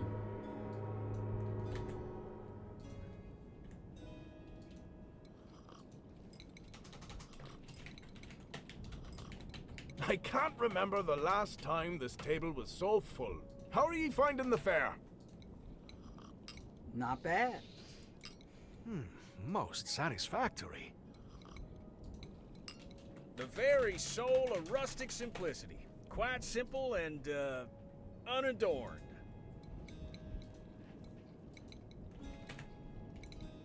And no adornment needed. My compliments to the kitchen. Helpers included. In any case, it's been a real pleasure having a proper meal at a table. Been roughing it then? And how? The campfire don't compare to this. Where are ye folks headed? El Presidio. Ah, I used to sail out of there.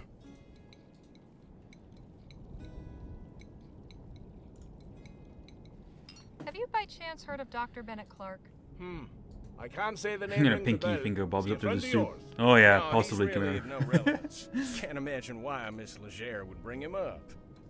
You said you sailed from El Presidio, Captain Boylan? Aye, for many a year. I used to captain a whaler. No kidding. You must have some stories. A fair few. I could tell ye about the largest beast we ever snared. The one what took me leg. You have a woman's legs, my lord. Alright, let's do it. Go on then, Tell tell us. us. It was back in 25. We was circling a lagoon off the coast of New Spain. We were on the point of giving up, when suddenly, a great monster breaches off the port bow. She was the biggest I'd ever seen. I shouted the order to launch the whaleboats in pursuit. Me men put all their backs and all their hearts into rowing, and soon we was on her. All around, the water was churning white with foam. The beast surfaced again so close, we nearly capsized. But the harpooner had steady legs, and a steadier aim on him, and he struck true. Then, the battle began. Oh, how she thrashed and reared. Somehow, the rope got wrapped round me leg, and pulled, and tore almost clean through. I thought I was a goner for sure. It wasn't over yet. At last, the beast tired out. We hauled her in just as it was getting dark. Cutting her up was no easy job. She was 50 foot if she was an inch. Got a good sum for all that oil and blubber. But it wasn't only the whale went under the knife that night. Doc cut me up too, taking care of what little was left of me leg by that point. Saved me life. quite a tale. That poor creature. I doubt you'd feel that way if you met one yourself, Missy. How about we just finish our dinner? If anybody has an appetite left after that story. Aye, fair enough.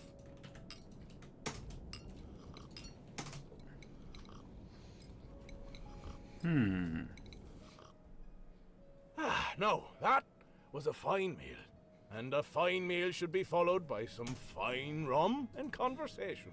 Would ye care to join me in the library? That sounds like a perfect way to pass the evening. I'm going to retire. Sounds like the storm's died down, so I'm bunking in the wagon. Hey, Booney, how's it going? Sure that's a good idea, Miss Johnson? How are I'm you? sure. See y'all bright and early. Harley, a word? What is it? Captain Boylan's a friendly feller, but you were a mite loose-lipped at dinner, if I may say. We don't need every Tom, Dick, and Harry knowing about our search for Clark's money. Suppose I was. It won't happen again. Glad we're on the same page. Now let's go join the party. Same old stuff? Fair enough. Same with me, to be honest with you. Sure you won't have some rum, Miss Redbird? I'm sure. Thank you. And for you, Miss Leisure. I'll pass. You can spare me a pour as well, Captain. Aye, fair enough. A toast to new friends. Cheers! Damn, where'd you say this stuff came from? A gift from an old friend in Barbados. Best rum in the world, in my opinion. Got plenty more in me cellar. You're welcome to it. Now then, Mr. Marquez, I had a question for ye.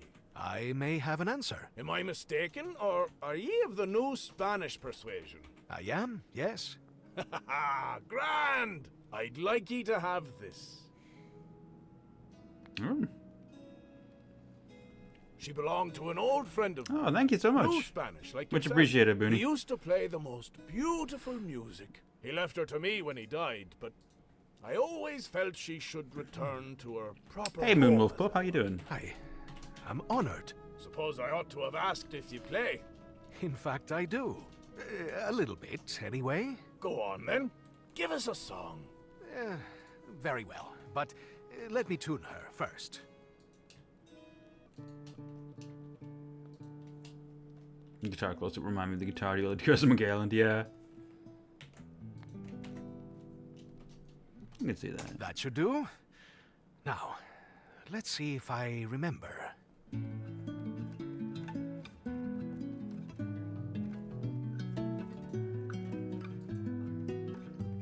Oh, very nice.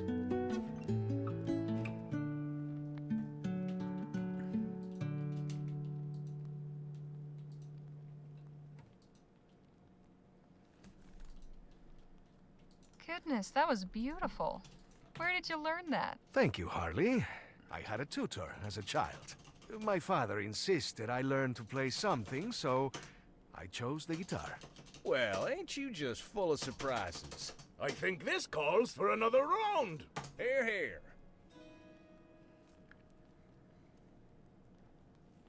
It's been a grand evening. But this old salt needs his beauty sleep. Stay up late as he like. All I ask is he not disturb me in me quarters.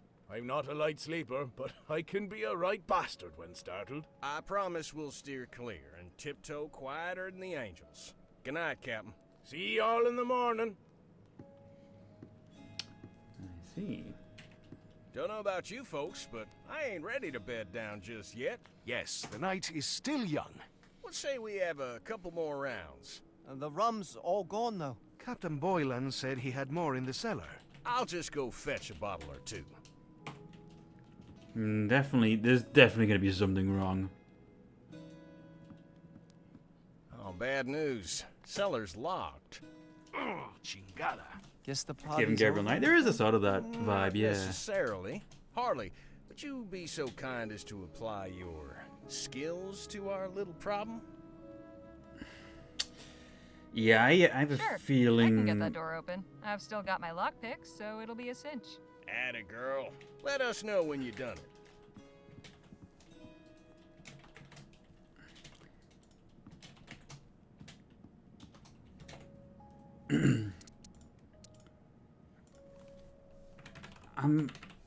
I I'm fairly sure that one of the games listed as an influence on this game was the Walking Dead game, the Telltale one, which does feature an episode in which you are given hospitality by a group of people who turn out to be cannibals. So I'm just like, I feel a little nervous. Why is the cellar door locked? What kind of lock is this then?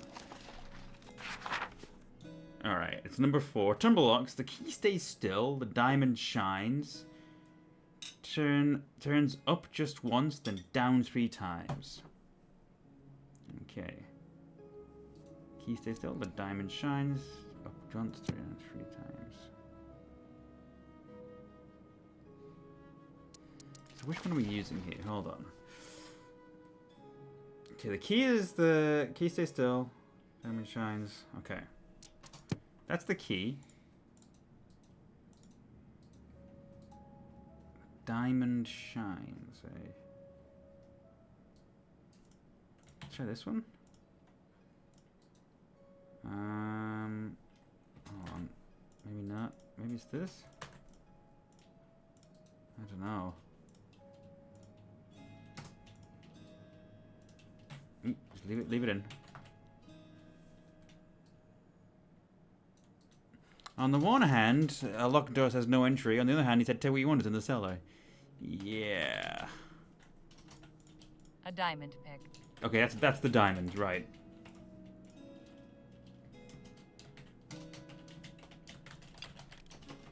Up once, down 3. Fantastic. All right. Jake, Phil, I got it. Nice work, Harley. Now let's go get that rum. Oh, it's dark. I cannot see a thing down here. How about we light that wall lamp? I am telling you, there is something suspicious This here. will help us see down here if we can light it.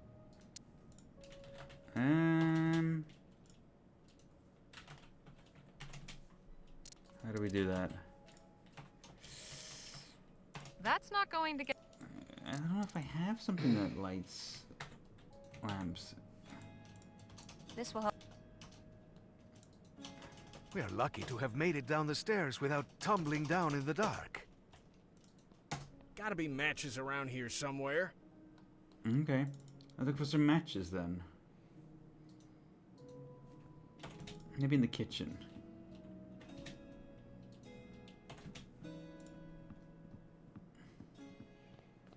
Oh, I see them on the above there, Well actually. stocked, but not with... I just spotted them there. Matches. My roll will probably receive a cursed mind amulet, if then I die. You know, these things happen.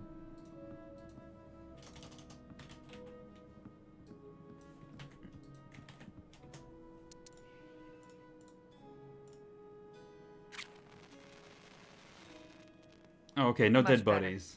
Now, about that rum. What was that? Sounded like the captain's voice. Come on. You heard it too, huh? Yes, it came from upstairs, I think. It sounded like Captain Boylan, but aren't his quarters on this floor? I thought the same. Perhaps we should go see if he's all right. Yep, you and Miss Redbird check the spare room. Danny and I'll check the bedroom. Harley, you look in the captain's quarters. We ain't got time to lose. Where does it say the captain's quarters were? Oh, through the kitchen area. Oh boy.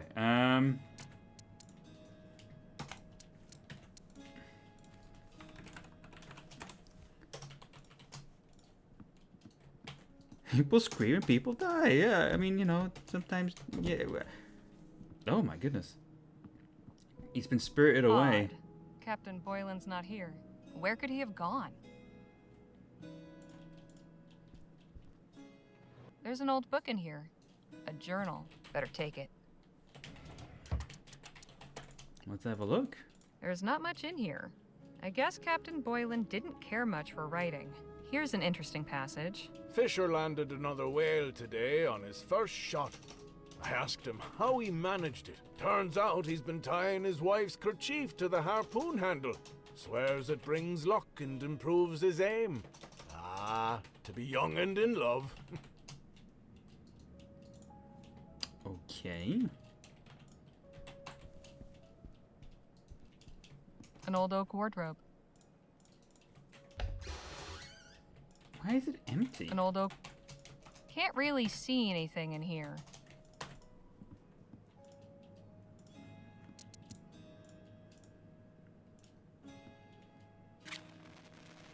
Hang on. What's this? There's a small switch in the back. Oh. Well, I'll be damned.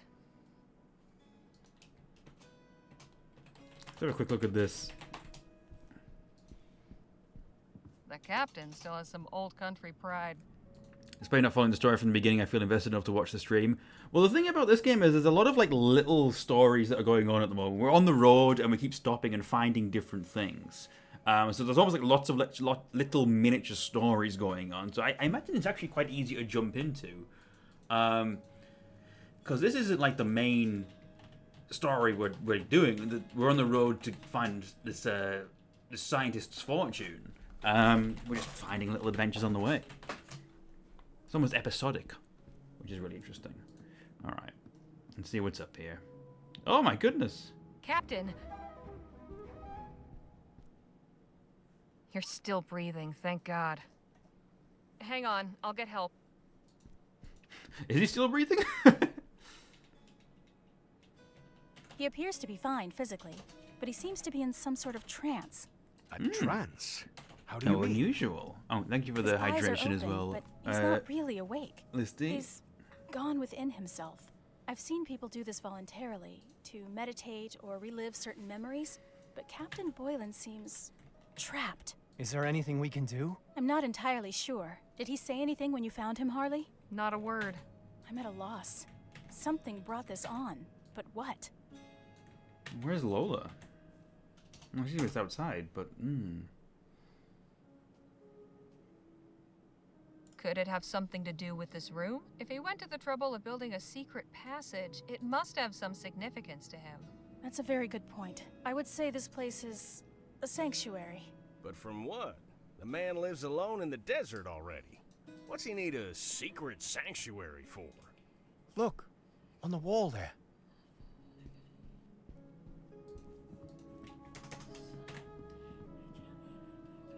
It's a sketch of Captain Boylan with 5 other men. His crew, maybe? There's a signature. A. Kranich. Kranich? Better be lost the music there. Captain, can you hear me? The doom! What doom? What do you mean? I came from nowhere. I ought to have taken heed. I ought to have let it take me. Captain? Captain? He's unresponsive again.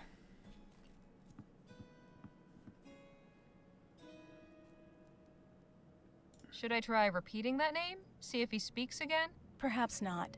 Without knowing what's happening, we don't know how it would affect him. I think I have an idea. Yes? That chair, the way it's positioned, facing that sketch, this room being hidden, I think something happened to those men. Something bad. And I think the captain blames himself for it. He probably comes in here to punish himself. Oh, how you figure that? Because, well, call it a hunch. I don't know. Seems kind of far-fetched, don't it? Not entirely. I've read some of the new theories about the study of the mind. A particularly traumatic event may have shaken Captain Boylan's sanity. So, he has gone mad? Yes, but he may not be beyond help. We could try to reach him. I could try a form of hypnosis. Oh, sure. That's where you get him to cluck like a chicken, right? Not at all. No. It means he would be calmed and put into a receptive state. Then we could speak directly with his unconscious mind. But to have the best chance, we would have to recreate the environment he's experiencing as accurately as possible.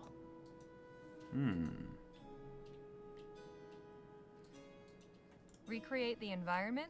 This is interesting, actually. It wasn't what I was expecting. We must each take on a role. Oh, you mean like play acting?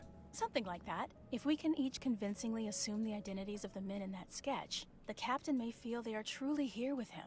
his fantasy will become clear, and we'll be able to guide him through and out of it. Sounds just crazy enough to work. But we know nothing about these men, aside from what they look like. Which means we need to find out more. The more details we have, the better. Okay. Well, let's put this show together. Harley, you're good at finding things. See if Captain Boylan had a diary or something. All right, I'm on it. I mean, he did. What's this, a journal? Captain Boylan's personal one. I see. Well, I'll let you pore over it for any pertinent information. Okay. There's not much in here. Here's an... Fisher landed another whale. Turns out he's been tying his wife's kerchief to the harpoon handle.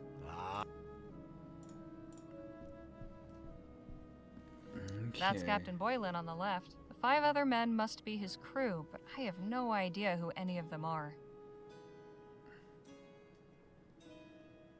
Okay. So that'd be Boylan there.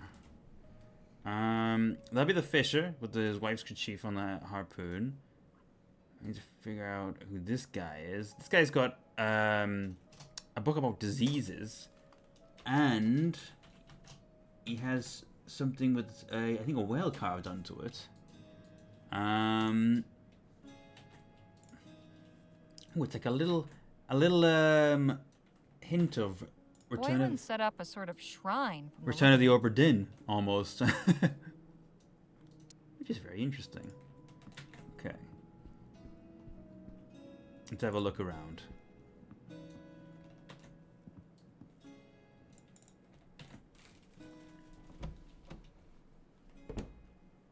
Sorry, where the chest comes into. I was thinking that, yeah. Let's see. Anything interesting in here? Not much inside. There is a folded up piece of paper. Seems to be a recipe for sea biscuits. There's a note. Your favorites. Told you they were simple to make. Perhaps someday you can whip some up for me.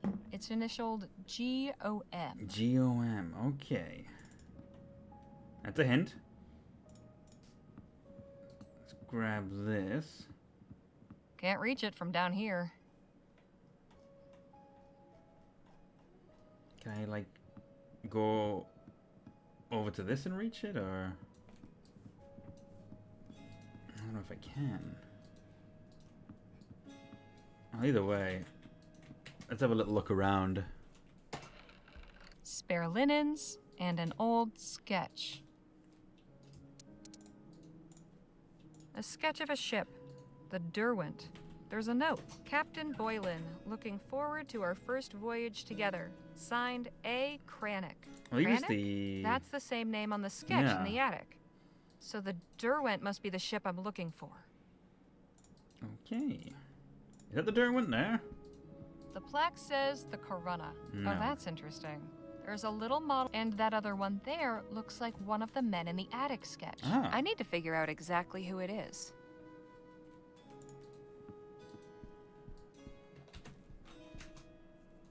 I think it was this one.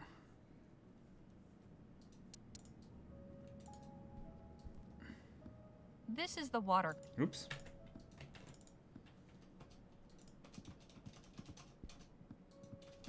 Can't see much. We might need this, I think.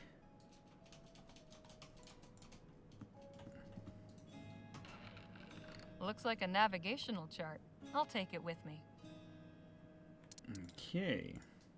There's a path drawn around an island that says Detour. The name of the island's been crossed out. Okay.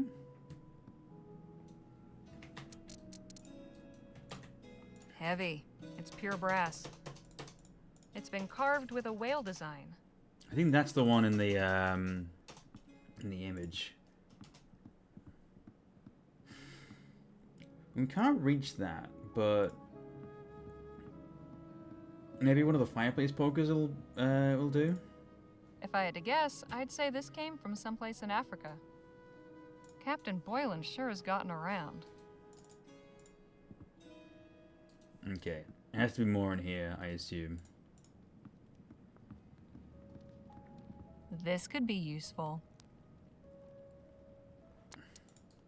See, that kind of looks like a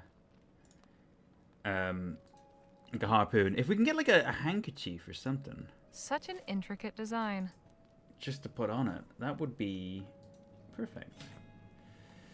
I'm not sure there's specifically anything interesting here. Let's try going down into the cellar.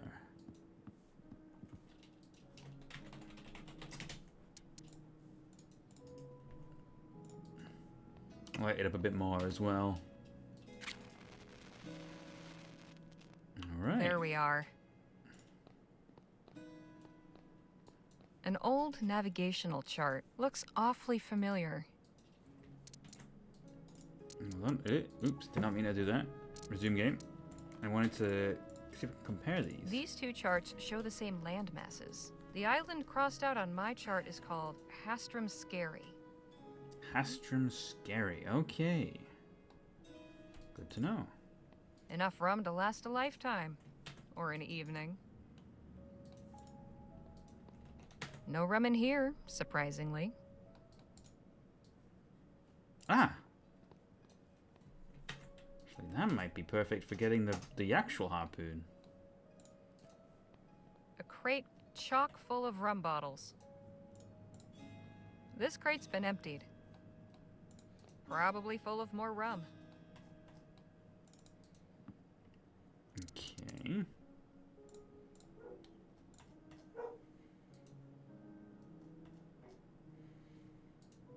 Okay. So maybe we can find. Okay. Let's have another little look. Around. For an old sea captain, Boylan's got some rather modern conveniences. Well stocked, but not with anything I need. Yeah, some other people have ID. Or maybe there's something else in here I could use. No mirror. I guess Captain Boylan doesn't do much preening here. The captain won't miss this for now. It could be handy.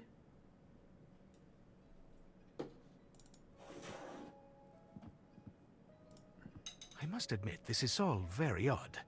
Though I do pity the captain. Let me know when you found something that might tell us who those fellers in the sketch are. I'm gonna do a save, because I think I've got a few things, but I think there's more I could find.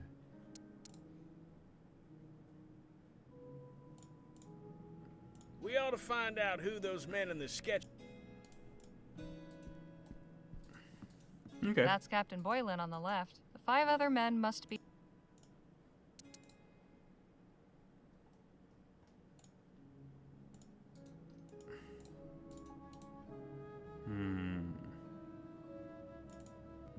Okay. We need to find more concrete information about who these guys were.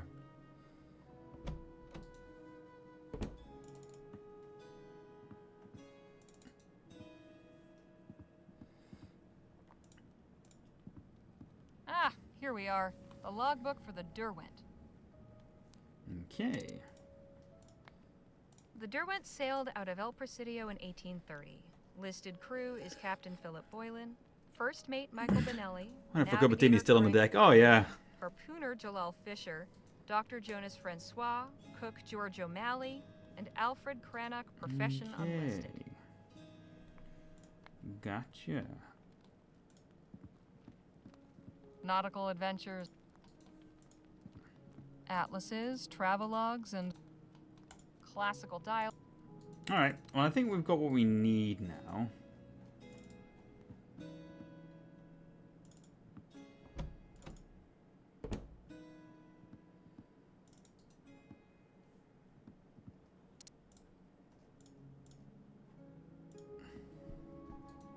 I found the ship's log for the crew in the sketch. Nicely done. Let's have a look. All right, so we've got a first mate, navigator, harpooner, doctor, cook, and artist. We can probably leave that last one out. Okay, so Danny can be the cook, Nadine the doctor, Phil the harpooner, you can be the navigator, and I'll be the first mate. Oh, Don't you think I ought to be the first mate? Does it really matter? Reckon not. Right. Now all we need are some props. Props? Sure, for authenticity. Have another look at the sketch. Each of the crewmen is either wearing or holding something unique. Jake's right.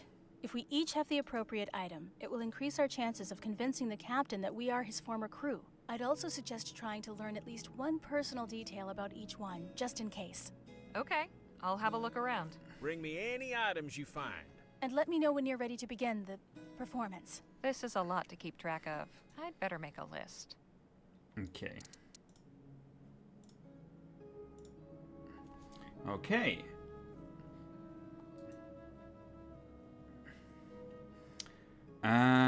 Ties the wife's chief to the harpoon for a look.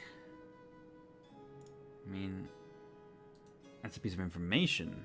Yeah, I already got the harpoon. I was going to hold on. Is Phil playing? I didn't say who's playing who. Change course to go around Hastrum Scary. We know that That's Captain Boylan on the left. According to the ship's log, these other men are harpooner Jalal Fisher, that's George cook O'Malley George in the O'Malley, middle. Dr. Jonas Francois, first mate Michael Benelli, and navigator Karenga Payo. Okay, the hat. We know where to get the hat.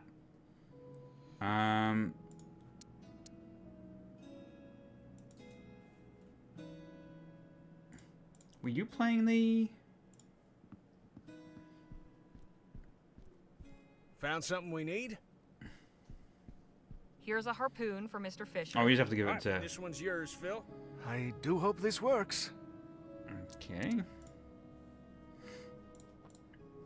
A spyglass for navigator Payo. Great.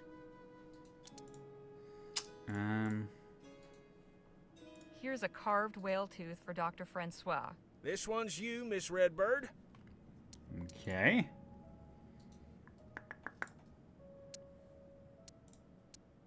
I'm gonna do another save. I'll do another one.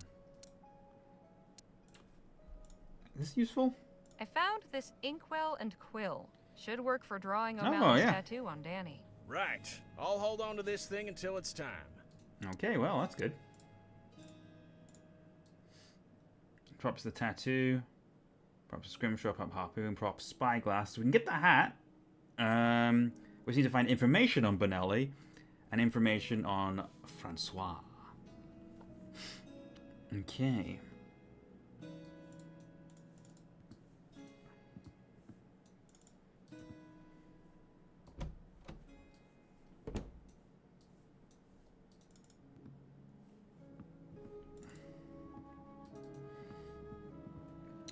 It was this room, wasn't it?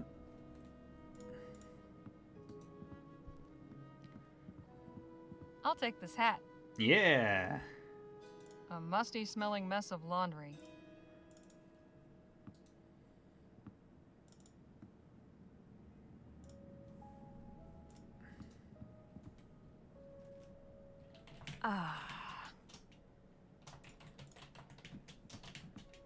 Let's see, shall we? There's an empty bottle and a note in here. I'll take the note. What's the note say? Captain Boylan, I recommend taking 1 nitroglycerin tablet per day and avoiding overexcitement. Dr. Francois. All right. Prescribed medication. Wife's chief. Changed course. Okay, we have the hat. We just need info on the first mate now. What haven't we looked at? We looked at that. There's nothing Evocative scene. else really to... Wonder how Lola's doing out there. Yeah. We definitely read all of these, all the notes and stuff, didn't we? There's a path drawn. It's crossed out. A sketch of a ship. The Derwent. Captain Boy. That's Cranach. Okay. We need to find something on This is the... Just anything on Benelli. There's got to be a note somewhere or something. He was the first mate, so I reckon it must be something in the library. These shelves are full of ships. Nautical adventure. Agentum jug. I'm no some kind. Such an atlases. Classical.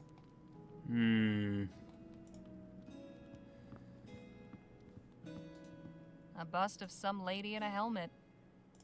Hold on. There's something that will give us a little bit of a hint as to who Benelli might have been. Actually, we checked everything in here. We looked in there, didn't we? Looks like a sea bunk.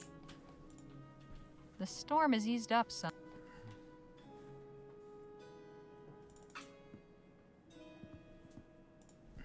That's Captain Boylan on the left. According to the ship's log, these other men are harpooner Jalal. Anything else in here? There's gotta be some.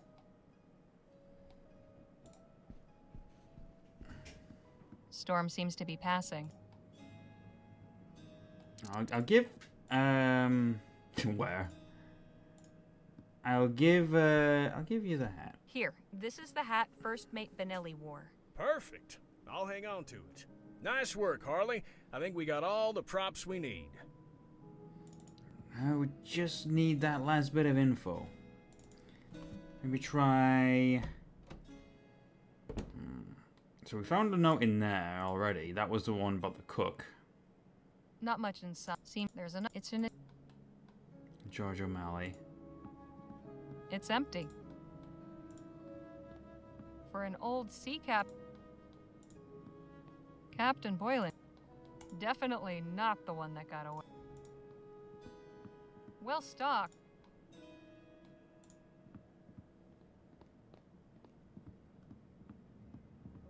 The dinner gong. Can't.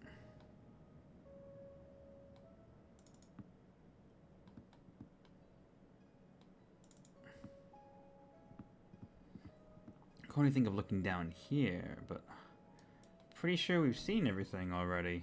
It's just Rome and the map. Oh, what am I missing here? There's got to be something.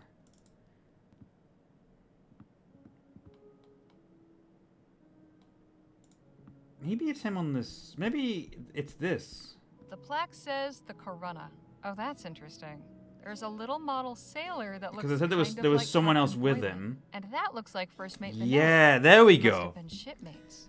Okay. That should be all the information we need.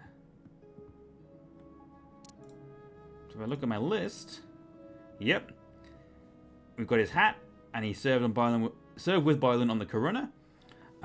We've got the spyglass, and he changed course to go around Hastrom Skerry. We've got the harpoon, and he ties his wife's kerchief to the harpoon for luck. We've got the scrimshaw and prescribed medication for Boylan's heart. And we've got the tattoo, and Boylan's favourite meal is sea biscuits. All right.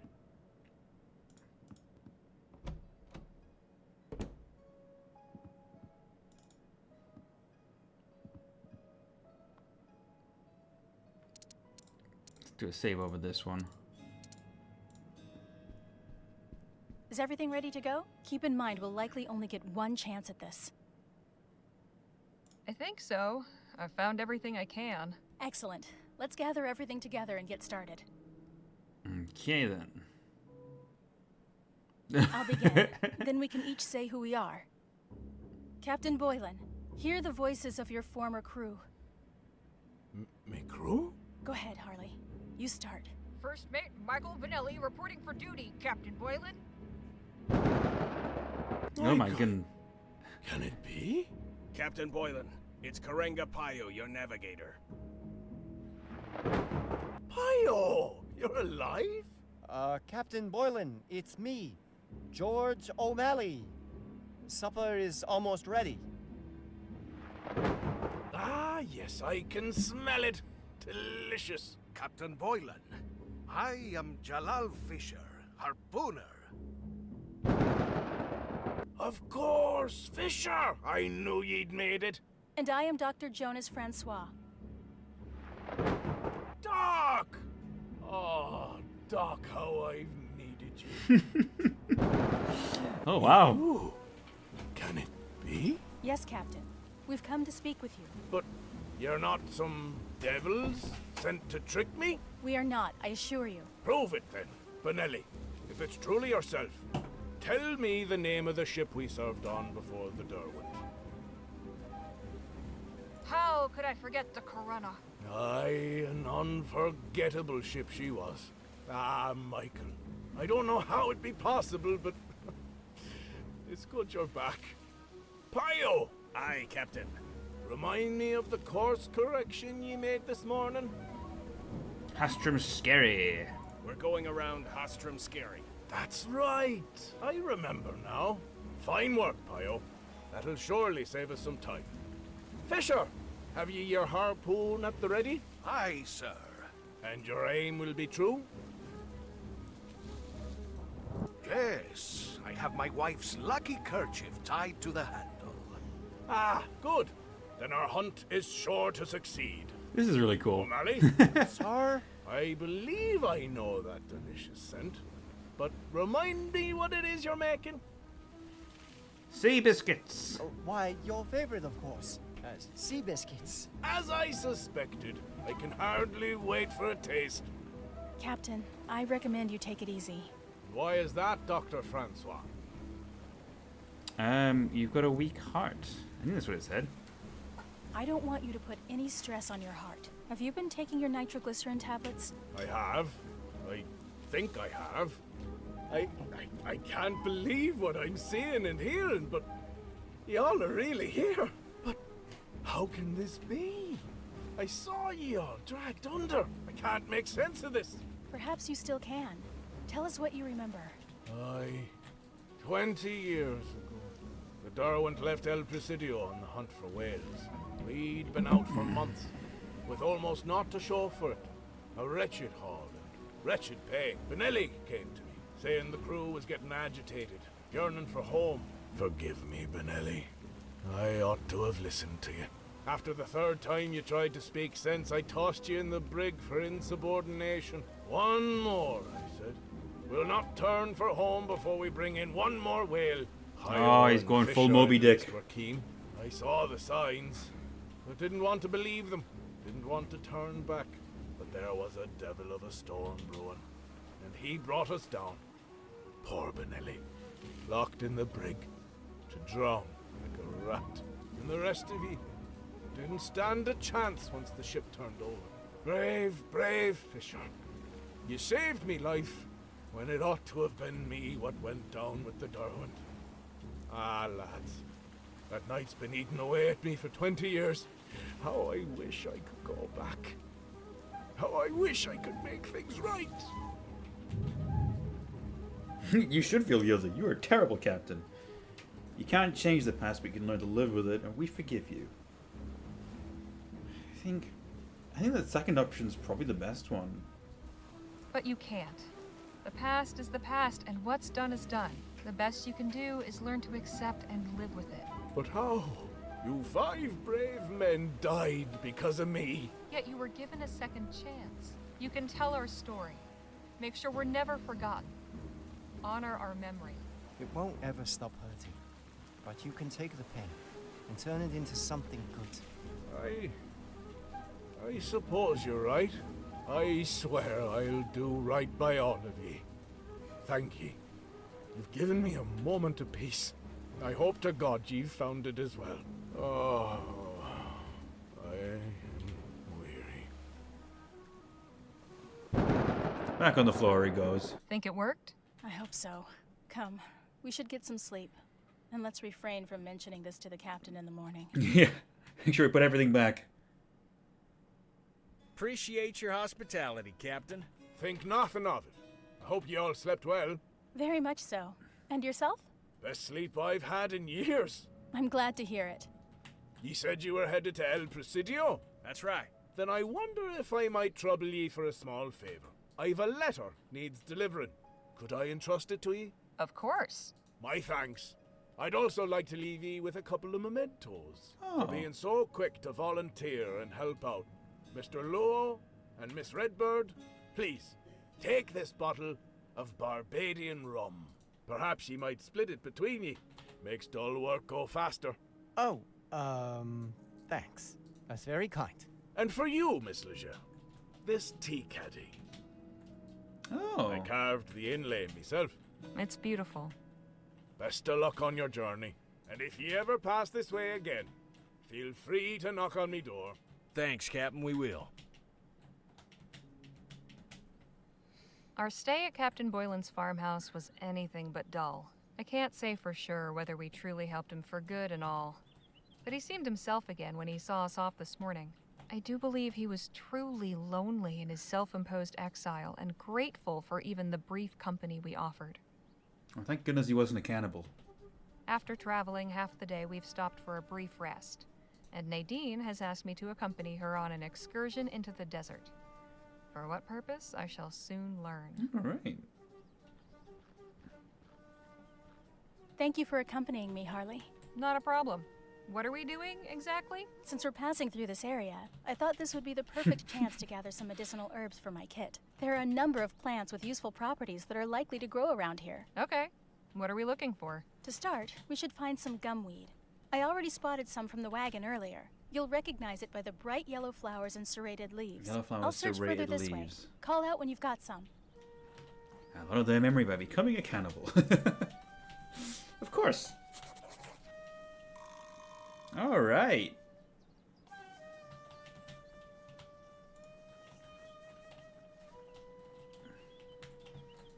Yellow flowers, serrated leaves. That looks like gumweed, all right. Nadine, I found some gumweed. Excellent work, Harley. Now, I still have some more herbs on my list.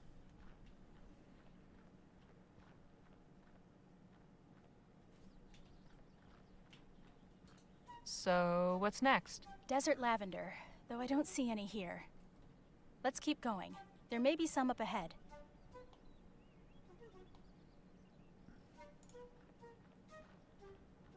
Bright red flowers. White flowers with purple edges. There's a hole in that cactus. I can just make out the shape of an egg. Oh, that's cute.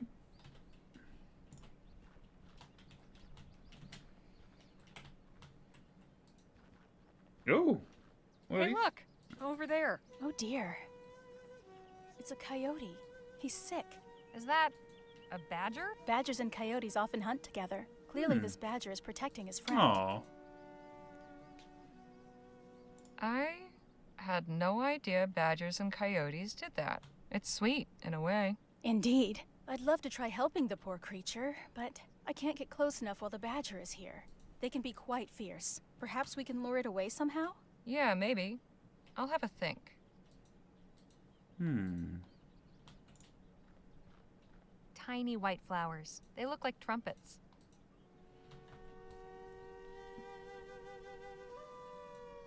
It's nice for a game that, despite feeling grounded in reality, it doesn't go too dark and does something light for once. Yeah. I was expecting it to go somewhere really dark in that house, and it didn't. I was pleasantly surprised with that. A stick.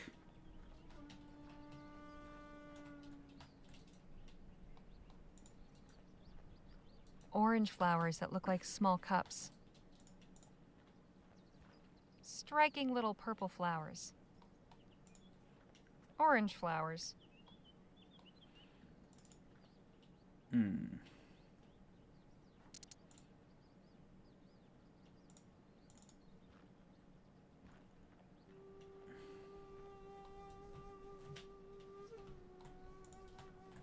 There's a hole in that.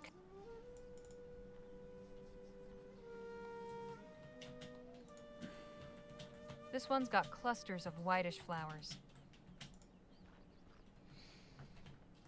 This bush has clusters of white star-shaped flowers. No flowers on this one. Just a plain old branch. Looks fairly sturdy. It's a beautiful wooden box with an inlaid scrimshaw carving. Says it's from Ceylon. Okay. There's some tea in here. Oh. It's got a nice fruity aroma. Kind of sweet. I wonder if that'll lure the badger away. Maybe it likes the fruity smell.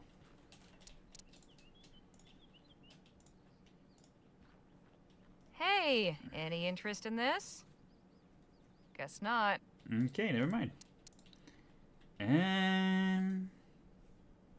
Okay then. We need that egg. I would feel bad taking the egg. Don't feed the badger the egg. I know, I don't want to do that. Surely there has to be something else here.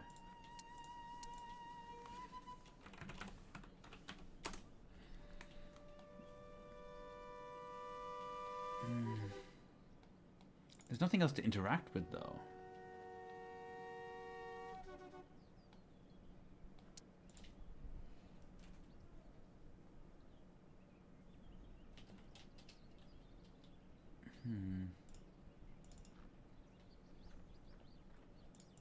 I think we have these three.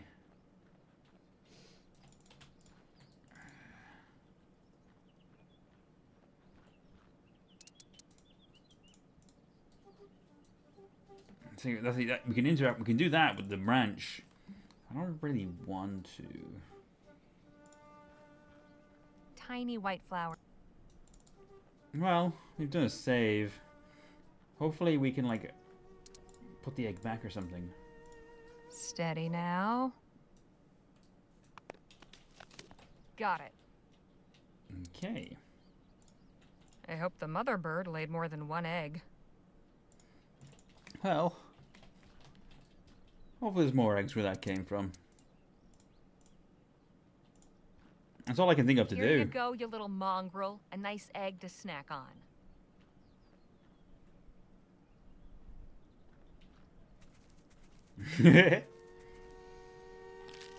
Oh, he enjoyed the egg. Where did you find that egg? In a cactus, just over there. There was a bird's nest inside. Oh dear. I hope the mother bird will forgive you, but at least now I can examine the coyote. And nothing else to. Poor thing. Two puncture do. wounds in his hind leg. This coyote was bitten by a snake. Oh no. Is there anything we can do? Yes, but we'll need to be quick. I'll try to remove the venom and treat the wound. I think I saw some snake root nearby. It has clusters of white star-shaped flowers. Please look for it quickly. Okay, I'm on it. White star. I think those were over here, weren't they?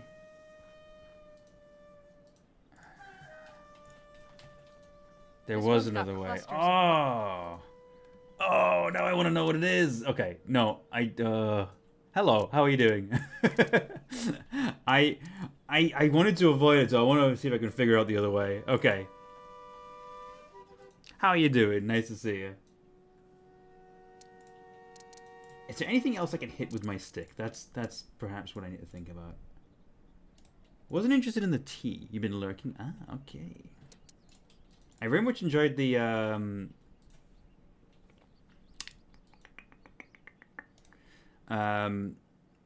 last segment with the old sailor and trying to, like, sort of speak with Nadine. Oh, of course, I could talk with Nadine. That's a good idea. Yeah, she will give us a hint. Nadine? Yes? What do you know about badgers? So, what do you know about badgers? Not too much, but some. They live underground, and they're nocturnal. So it really shouldn't be out here in the daytime. Doesn't that mean it's probably rabid? That's possible, but I suspect it's here protecting the coyote. Okay. Could we try scaring the badger away? What are they afraid of? I'd advise against that.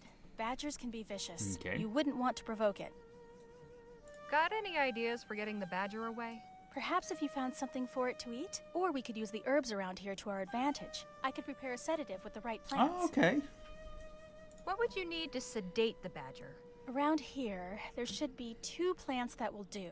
Valerian and the golden poppy. Valerian. Valerian is identifiable by small white flowers with slightly purple edges. White flowers, purple golden edges. poppies have a distinct orange flower that looks like a cup. I'll keep an eye out. Thanks for the help. I know where the orange cup is. Tiny white flowers. They look... No, not them. These are our orange cups. You definitely know that. Orange flowers. Okay. But yes, I was going to say I really enjoyed the segment with the sailor. That was a lot of fun.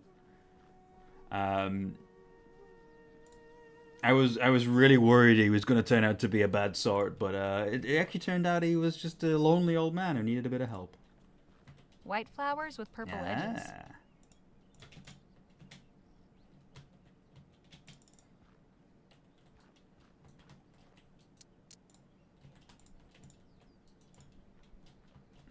I found you some golden poppy. Nice work. Thank you. Okay. Here. This is Valerian, right? Everyone seems to think he's a cannibal. I mean, that was my instinct. Very good, Harley.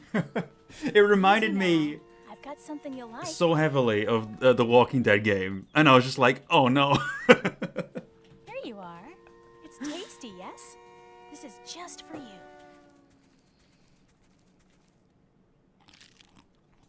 Yeah, that eating animation's so cute. You'll be having a nice sleep soon enough. Now, let's see about our friend here. Oh, poor thing. 2 puncture wounds in his hind leg. Okay. This coyote was bitten by a snake. Is there anything we can do? Yes, but we'll need to be quick. I'll try to remove the venom and treat the wound. I think I saw some snake root nearby. It has clusters of white star-shaped flowers. Please look for it quickly. Okay, I'm on it. Star shape. Though that was on the first screen, I'm pretty sure. Is this star shape or is that star shape? That looks more like a star shape to me. This bush has clusters of white star-shaped flowers. That's the one.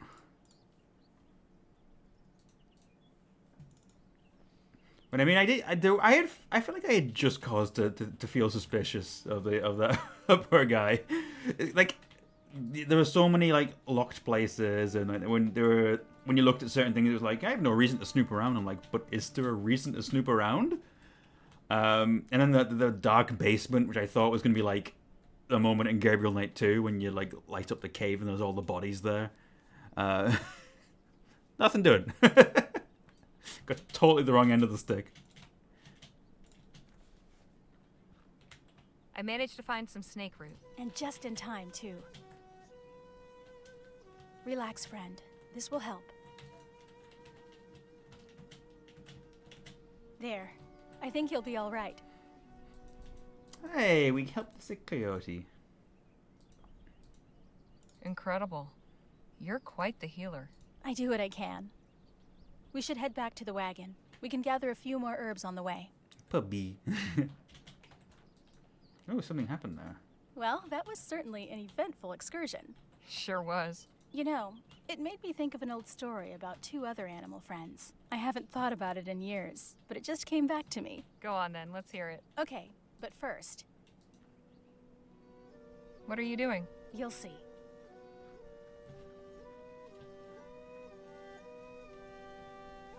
Now then. Ooh. Oh, that's a fun effect. Oh, I love this. A fox mother was carrying her kits to a new den, one by one, when suddenly a hunter leapt out and gave chase. The mother dropped the kit she was holding and ran off, leading the hunter into the woods. Mewling in confusion, the kit stumbled away and tumbled down a steep hill, landing in a stream at the bottom of a ravine. He blacked out. When the young fox woke alone on the bank of the stream, he started to yip and yowl. Nearby, a turtle poked her head out of her shell and peered at him. "What's all that noise?" she asked. "I'm alone and I don't know where my home is," Fox cried. "I don't see what's so bad about being alone," Turtle said. And if you carried your home with you like I do, you'd always know where it is. I'm hungry too, said Fox, just realizing his stomach was rumbling. Hungry? Turtle said. How can you be hungry when the water is full of delicious larvae? And with that, she gulped up a large mouthful. Fox tried to follow Turtle's example and ate some of the tiny larvae, but they weren't very tasty and didn't fill him up. Turtle began to slowly walk away downstream. Fox followed. Now, night was falling, and it was getting colder. Is there room in your home for me? Fox asked. No, said Turtle. Fox whimpered and lay down in the mud, shivering. Turtle went inside her shell to sleep, but she couldn't forget the pitiful sight of the lost kit. Poor Fox, Turtle sighed. You can borrow my shell, just for a while. We'll take turns. Turtle took her shell off, and Fox tried to crawl inside. He could only fit halfway, and it felt like all his bones were breaking, but he was grateful. Oh no! Just then, a huge owl, seeing Turtle lying there unprotected, seized her in its claws and was about to carry her away. Yipping furiously, Fox kicked the shell off and chased the mean old owl away. That was close. Thank you, Turtle said. She went back into her shell, and Fox lay beside her, keeping watch.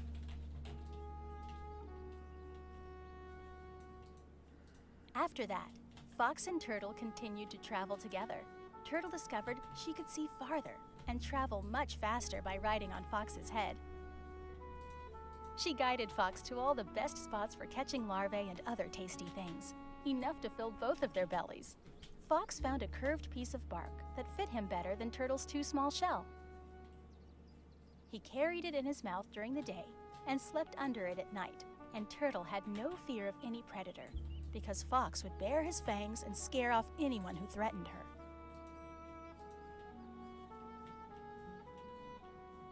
In this way, Turtle and Fox wandered from place to place until they had visited every part of the land, and both grew old and happy.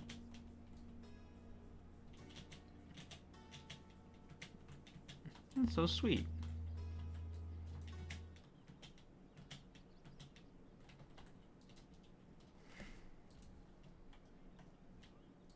So the lonely turtle and lost fox ended up helping each other. Touching story. Yes, I always thought so. So where did you hear the story? Actually, I read it in a book. Myths and Legends of the Native Vespuccians. Dr. Sedgwick bought it from a traveling bookseller. I think he was of two minds about giving it to me. On the one hand, I know he considered it frivolous heathen claptrap. But on the other hand, he thought it might be meaningful to me, having something connected to my origins. He was right. I cherished that book, devoured it. It was written by a white man who was supposed to have traveled all around the country collecting native folk tales. Sometimes I wonder if he ever left the publishing office in Bright Bay. Maybe he just made them all up. I preferred to believe that there was something authentic about them, though. Stories are universal. Yeah, I think that tracks, you know. They're good stories, right? They spoke to you? That's all that really matters. I like to think that storytelling is universal. Tell a compelling yarn and anyone can enjoy it. Maybe you're right. I just wish I had something that I knew was really from my own people. Well, that's understandable. Anyhow, I liked the way you told it.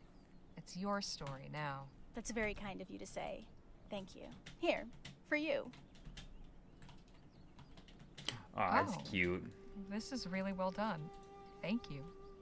Shall we head back now? Got a screenshot. Sure. Nice. Let's go.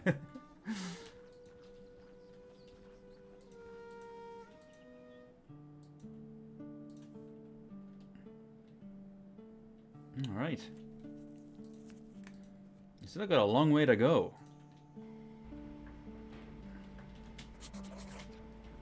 Let's have a chat to Jake. Hey, Jake? Yeah, Harley? Do you suppose Captain Boylan will be okay? I think so. You did a good thing helping him. Of course, without all the proper atmosphere and props, I doubt it would have been half as effective. How about another story? Sure! Here's one about the time I lassoed a rabid coyote. All right. And that's how I ended up with this scar. Hey, Leger, I need a word. Yes? There's a stopped wagon up ahead. Traders from the look of it. I'll pull over. Go see if they've got anything worthwhile for sale. Will do. Okay.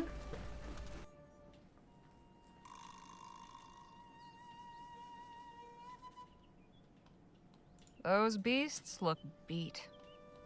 Traveling old style. Not so many of these on the roads anymore. Excuse me, ma'am? Oh, hello there. Where did you come from? The wagon just down the road there. I was coming to see if... Oh, hey, whoa. Hold up there, stranger. Pa, what are you doing? State your business. We do not want trouble. Easy there. Trouble's the last thing I'm looking for. Then what are you looking for? I've been sent to inquire if you were traders. Thought we might do business. Ah, well, there you are then. You can put the gun down, Pa. She's clearly not a highway woman. No? You know how sneaky they are, Ma. And this road is infested with them. You've had some trouble with bandits, then? Not personally, thanks be to God. But we know the terrible tales. And we take such warnings seriously. Very seriously. Pa, please. If she did have any wicked intent, I'm sure she's given it up now that she sees how well protected we are. Please put the gun away, and let's talk like civilized Christian folk. Very well. I swear, if you attempt anything... She'll regret it sorely, I'm sure. There now. Well, you asked if we were traders, and indeed we are. We're bound for Rosewater to sell our stock. We were about to make camp for the evening, but we'd be glad to show you what we have, provided you can pay or trade.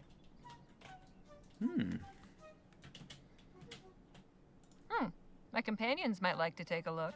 Well, we could display our wares before we make our camp. Or perhaps we could all camp together, make an evening of it. A chance to trade stories as well as wares. Now, Ma, is that a good idea?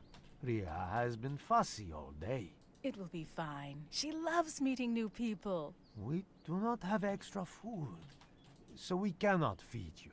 That's all right. We have some. We can pool what we've got. Very good. A potluck. All right. Great. I'll let my companions know to prepare for company. By the way, my name's Harley Leger. Pleasure to make your acquaintance. We are the Fortine family. I'm Sarah Little Owl, and my husband is Carl. We've also got 3 children in the wagon. Beth, Bram, and baby Ria. You'll meet them later this evening. I look forward to it.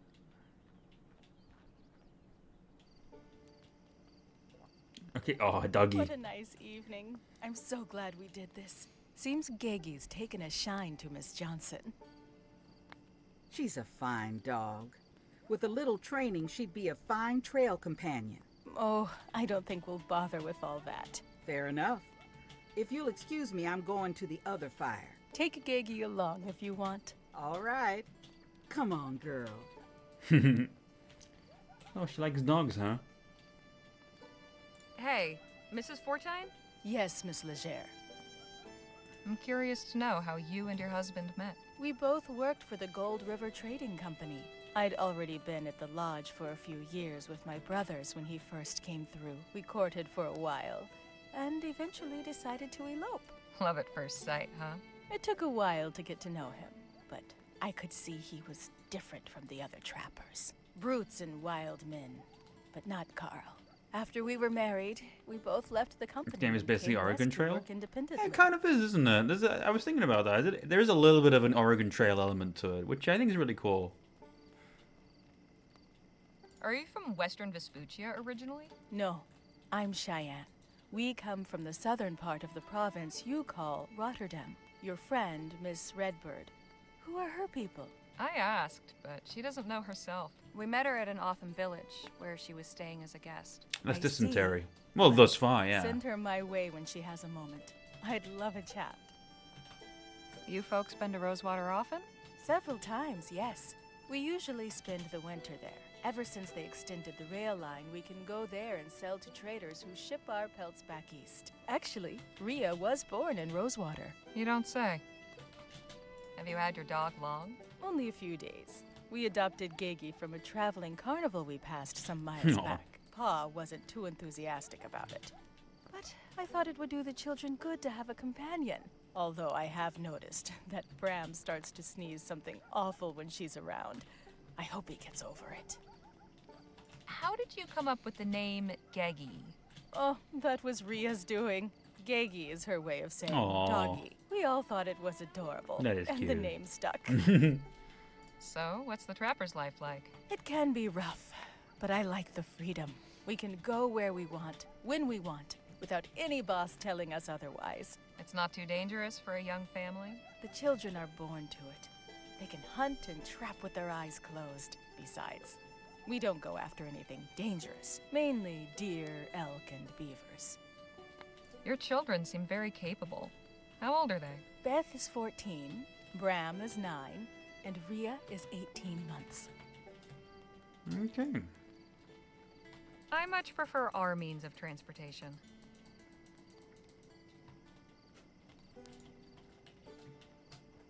That was a good meal.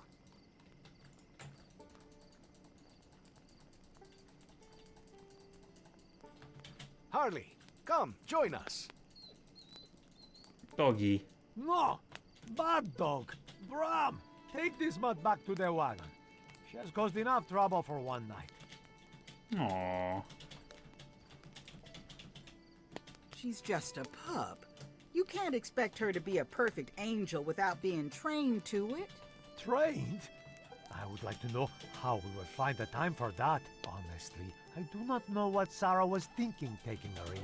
Here, Mr. Fortine, have some rum. I think it will do you some good. I probably shouldn't, but why not? How about that song you were gonna play us, Phil? Ah, yes. This is a tune I have always enjoyed. Okay. Mr. Fortine, Yes? just wanted to tell you, your family's lovely. Oh, that is very kind of you, Miss Leger. I am blessed to have such a loving wife and children. Quite fortunate. Ironic, really. How do you mean? Most folk mispronounce my surname as Fortune if they see it written down. There's supposed to be power in names, right? Maybe even wrong ones. How did you come to meet Mrs. Fortine? Oh, well, I was working at the Gold River Trading Company, and she came in to work at the lodge with her brothers. The other trappers treated her and her kin like the dirt they walked on, but eventually I convinced her I was different. Decided we should elope a short while after we began courting. The fools I worked with did not look too favorably upon me marrying a native girl. So I said to hell with them. We left town and moved out here to make it on our own. Been doing fine ever since. I'd like to know more about your children. Those apples did not fall too far from the tree, thank the Lord. Bram's a great shot, and Beth's as good a trapper as me. Maybe better. I just hope that does not cause trouble when the time comes to find her a husband. Pardon my frankness, but I get the impression you don't much care for your dog. It's not that I don't care for her. I do not believe we can care for her. We've already got 5 mouths to feed. One more won't help. Ma didn't even consult me before taking her. Says she got her for the children, but they should worry about taking care of each other, not some poor animal. What's the trapper's life like? It can be a lonely life. Lots of trappers live and work alone and hardly ever see another living soul. I think it drives them a little crazy, like they forget how to be human. That is why I thank God every day for my family. They saved me from that. Mrs. Fortine mentioned you were headed to Rosewater? That's right. It's where we do most of our business. Be nice to see old Sheriff Campbell again. He's good people. All right. Hey, Miss Johnson? What do you need? Phil's not bad, is he? I've certainly heard worse. Think I'll be retiring soon. Early start tomorrow. You're always the first one down. Be nice to have you stick around a while longer. Think so, huh? Sure. This is our chance to wind down. Enjoy each other's company some. All right. Maybe just this once. Ah, we're cracking her. I noticed you and the dog were getting on well. She's sweet. This family don't appreciate what they've got. Been thinking about getting a dog myself. Ain't found the time. Excuse me, but it's getting late. I should put Rhea to bed. Very well. It was nice talking to you, Beth. And you. Good night.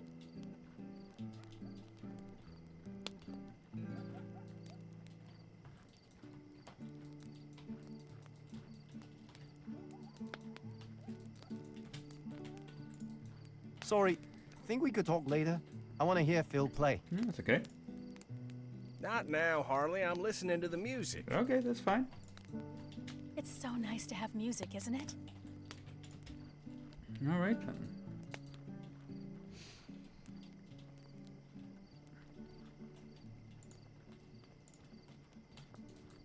Having a good evening, Mrs. Fortine? I am, Miss Legere.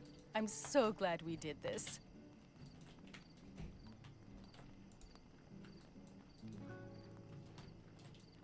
This is really peaceful. I like this.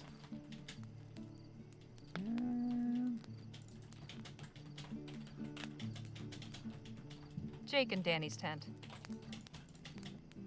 The tent I'm sharing with Nadine. It's more spacious than it looks.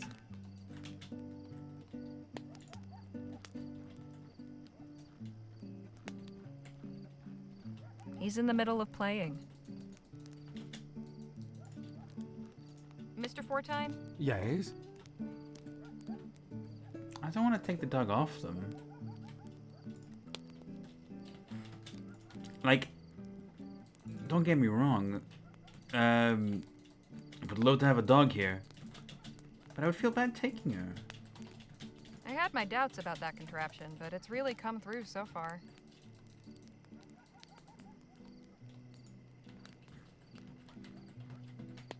She's not much of a conversationalist. Hold on. I'm gonna have a save real quick. I'll click the dialogue option, but I don't want to actually take the dog. Mr. Fortine? It's a very cute dog, but If Yegi's a burden to you, we could take her off your hands. You would do that? Sure. No, I couldn't. Ma would raise Cain, and the children would hate me if I gave away their dog. You're right. I wouldn't want to put you in that position. Yeah. Forget I asked. Bravo, Phil. Gracias. This has been enjoyable. But I think it's time for me and the family to call it a night. Pleasure meeting you folks. really can't flash Appreciate out a the moving. company. It's nice touch. It is really nice, yeah. Good night, and good luck on your travels. I hope everything is okay for those Let us guys. keep the evening going, shall we?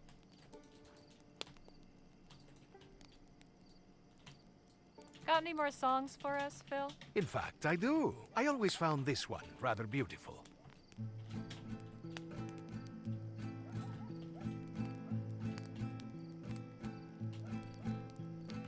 Dime que me haré, sin tu amor, flor silvestre. Si los días no me pertenecen, desde que crucé tu jardín. Si tu aroma mi alma carece, pierdo el deseo de vivir. Y cuando volveré, a mis brazos tenerte. Si estando libre tú eres feliz, cuando nadie tu paso detiene, la distancia no se compadece de estos ojos que sufren por ti. y vivo la ilusión This is nice. de que I'm just un enjoying it. día regreses. Entre abrazos y caricias confieses que no hay vida sin mí. Y dime qué me haré sin tu amor, flor silvestre. Si los días no me pertenecen desde que crucé tu jardín, si tu aroma mi alma carece, pierdo el deseo de vivir. Bravo.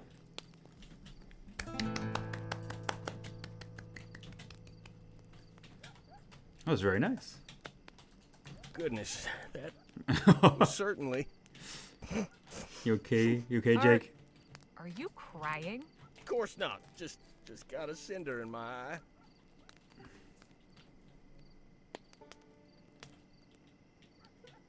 Hey, you don't need to be shy about it. Nothing wrong with showing your feelings. You're right. Damn fine song, Phil. Thanks for sharing it with us. My pleasure. I don't know any Spanish, so I did not pick up any of that at all. Hey Nadine, how's it going? I enjoyed speaking with the Fortines. I hope they fare well in Rosewater. So many people just come and go through town. It's not really a home for many. Kind of sad if you think about it. Time for me to bed down. See you all bright and early.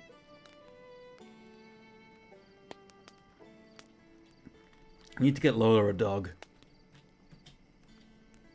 Hey Danny, how's your evening been? I really enjoyed meeting the Fortines. It's nice to see a family that's so close. All that time on the road and in the mountains, with only each other to rely on. It can't be easy, but they clearly make it work. I think maybe I'll ride my parents next chance I get. I'm feeling a mite queasy, so if you folks don't mind.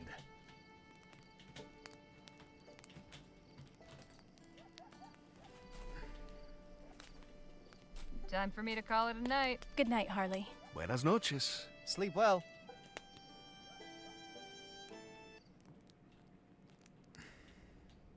Oh, Morning. she loves that dog. Say, isn't that the Fortines dog?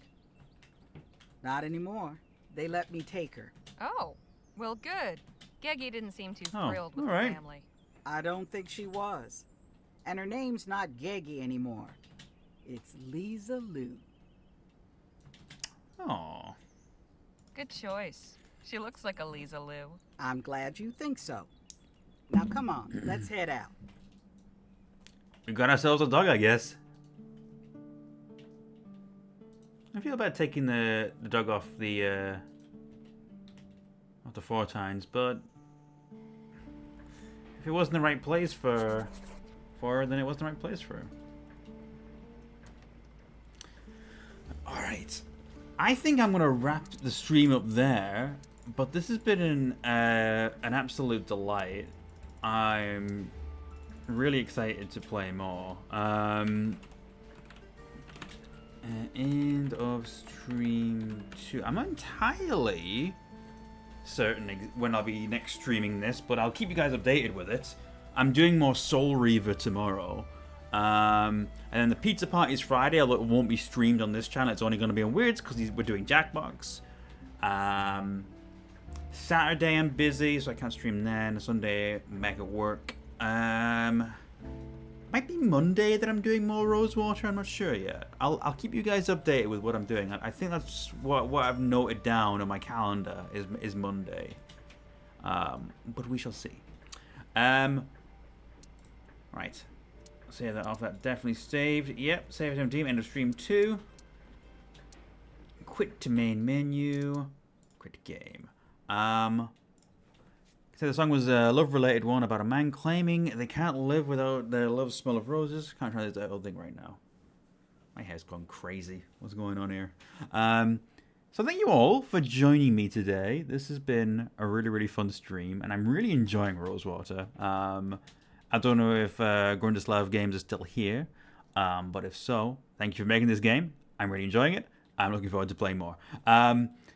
I'm gonna see if it's worth me doing a little raid. Weird's still going, and he probably will be going for a little bit longer. So we're gonna raid Weird. We're gonna go say hi to him. Okay. Right. Let's get this show on the road. Okay. All right. I'll see you guys very soon. Tomorrow for Soul Reaver, and very soon for more of this. I'll see you later, everybody. Have a wonderful evening.